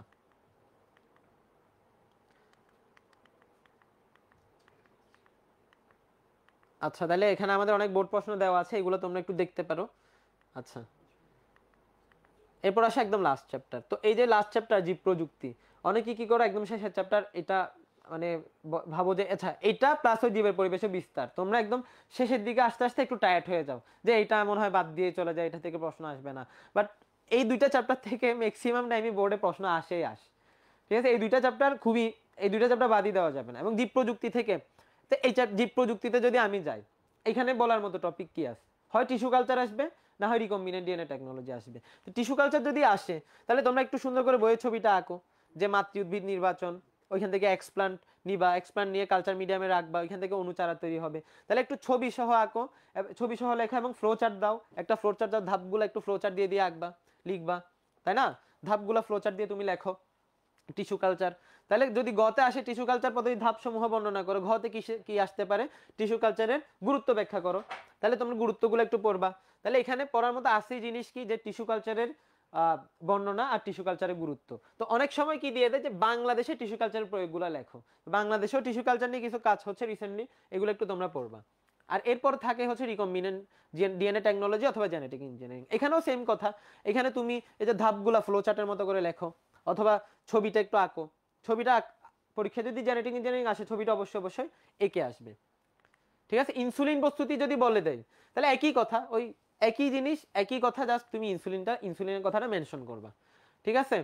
আচ্ছা, এবং ঘতে কি আসতে পারে, জেনেটিক ইঞ্জিনিয়ারিং এর ব্যবহার অথবা প্রয়োগ, অবভিয়াসলি এগুলো ঘতে চলে আসতে পারে। তাহলে এখানেও অনেকগুলো বোর্ড প্রশ্ন দেওয়া আছে আর কি। তাহলে এই পর্যন্ত আজকে আমাদের গাইডলাইন ক্লাস। তারিফ, চলে আসো তাহলে।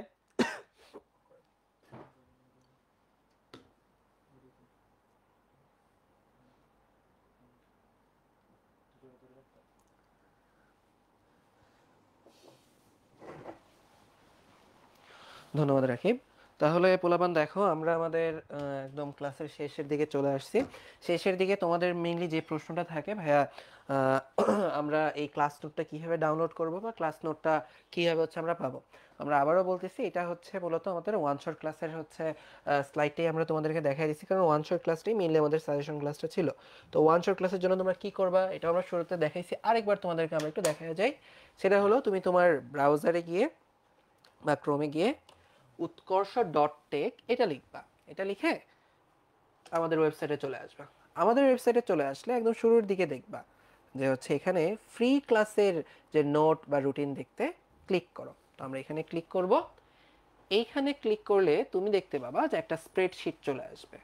এটার একদম উপরে যদি দেখো ফ্রি ক্লাস এবং নোটস, এই ফ্রি ক্লাস এবং নোটসে হচ্ছে চলে আসবা। ওকে, আচ্ছা, তো ফ্রি ক্লাস এবং নোটসের একটু নিচের দিকে যদি তুমি যাও, মোটামুটি 45-46 বা এইরকম পার্টে গেলে দেখবে তুমি আমাদের বায়োলজির MCQ ওয়ান শটের ক্লাসগুলোর তোমার ফেসবুক লিঙ্ক, ইউটিউব লিঙ্ক বা ক্লাস নোট ডাউনলোড করার অপশনগুলো তুমি হচ্ছে পেয়ে যাবে ইনশাল্লাহ।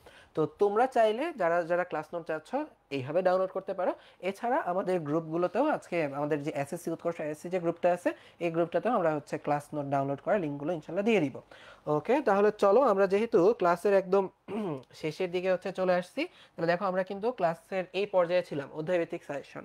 তবে যাওয়ার আগে আমরা আর কয়েকটা ব্যাপার তোমাদের সাথে একটু ডিসকাস করে যেতে পারি, যে সেটা হলো আমাদের কিন্তু সামনে একটা পরীক্ষা আসতেছে, সেটা হলো সেরা কলেজ সম্ভাবনা পরীক্ষা। তোমাদের অনেকেই হচ্ছে সামনে, তোমরা হয়তো নটরডেম, সেন্ট জোসেফ বা হলি ক্রস কলেজে পড়াশোনার চিন্তা ভাবনা করতেছো।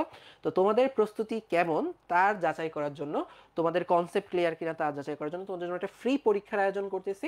পরীক্ষাটা হবে 16 মার্চ এবং ওটার সিলেবাস কিন্তু তোমাদের এসএসসির বইয়েই অ্যাসিডে তোমরা যা যা পড়ছো তার উপর ভিত্তি করে কিন্তু পরীক্ষাগুলো হবে, প্রশ্নগুলো হবে, এবং এমসিকিউ পরীক্ষা তোমাদের নর্মাল এখনকার যে প্রস্তুতি ওটা দিয়ে কিন্তু তোমরা পরীক্ষাটা দিয়ে দিতে পারো, এবং এই পরীক্ষাটা থাকবে একদমই ফ্রি। এবং এই পরীক্ষার মাধ্যমে কিন্তু তুমি অনেক রকমের আকর্ষণীয় পুরস্কার এবং নগদ মেধাবৃত্তি জিতে নেওয়ার একটা সম্ভাবনা আছে। তো তোমরা এখান থেকে এটা দেখে নিতে পারো। এছাড়া এই সেরা কলেজ ভর্তি পরীক্ষার জন্য আমাদের কিন্তু ডেডিকেটেড একটা পেইড প্রোগ্রাম চলে আসছে, আমাদের একটা প্রিমিয়াম প্রোগ্রাম চলে আসছে, যেটার এনরোলমেন্ট আমরা চালু করে ফেলছি অলরেডি। তোমরা চাইলে যারা এই কলেজগুলোতে ভর্তি হতে চাও আমাদের প্রোগ্রামে এনরোল করে ফেলতে পারো। তাহলে আমাদের ক্লাস আজকে মোটামুটি এই পর্যন্তই থাকলো। সবার জন্য শুভকামনা, বায়োলজিতে বেশি বেশি করে নাম্বার পাও, আমাদের মান ইজ্জত রাখো। আচ্ছা, এখানে অনেকেই ভাই সালাম দিয়েছো, কেমন আছো জিজ্ঞেস করেছো। ওয়ালাইকুম আসসালাম, ভালো আছি। বিশেষ করে আমাদের গাইডলাইন কাজটা একটু সময় সীমিত হওয়ার কারণে আমরা তোমাদের কমেন্টস গুলো একটু দেখা হয়নি মাঝখানে। তো ভালোই আছি আলহামদুলিল্লাহ। সবাইকে ওয়ালাইকুম আসসালাম, তোমাদের সালামের জবাব দিলাম। সবাই ভালো থাকো এবং অবশ্যই অবশ্যই তোমরা ভালো মতো পরীক্ষা দাও, তোমরা একদম 100 মার্কস পেয়ে আসো। তোমাদের প্রতি এই দোয়া থাকলো, ঠিক আছে? তোমাদের মতো একসময় আমিও এসএসসি পরীক্ষা দিয়েছি, তারিফ এসএসসি পরীক্ষা দিয়েছে, তোমাদের মতো আমরা একসময় টেনশন করতাম, কিন্তু এখন এসে তো আমরা বুঝি আসলে টেনশন একটু কম করবা, সৃষ্টিকর্তার উপর ভরসা রাখবা বেশি, আর চেষ্টা করবা বেশি। ওকে, সবার জন্য শুভকামনা থাকলো, ভালো থাকো সবাই, আল্লাহ হাফেজ, আসসালামু আলাইকুম।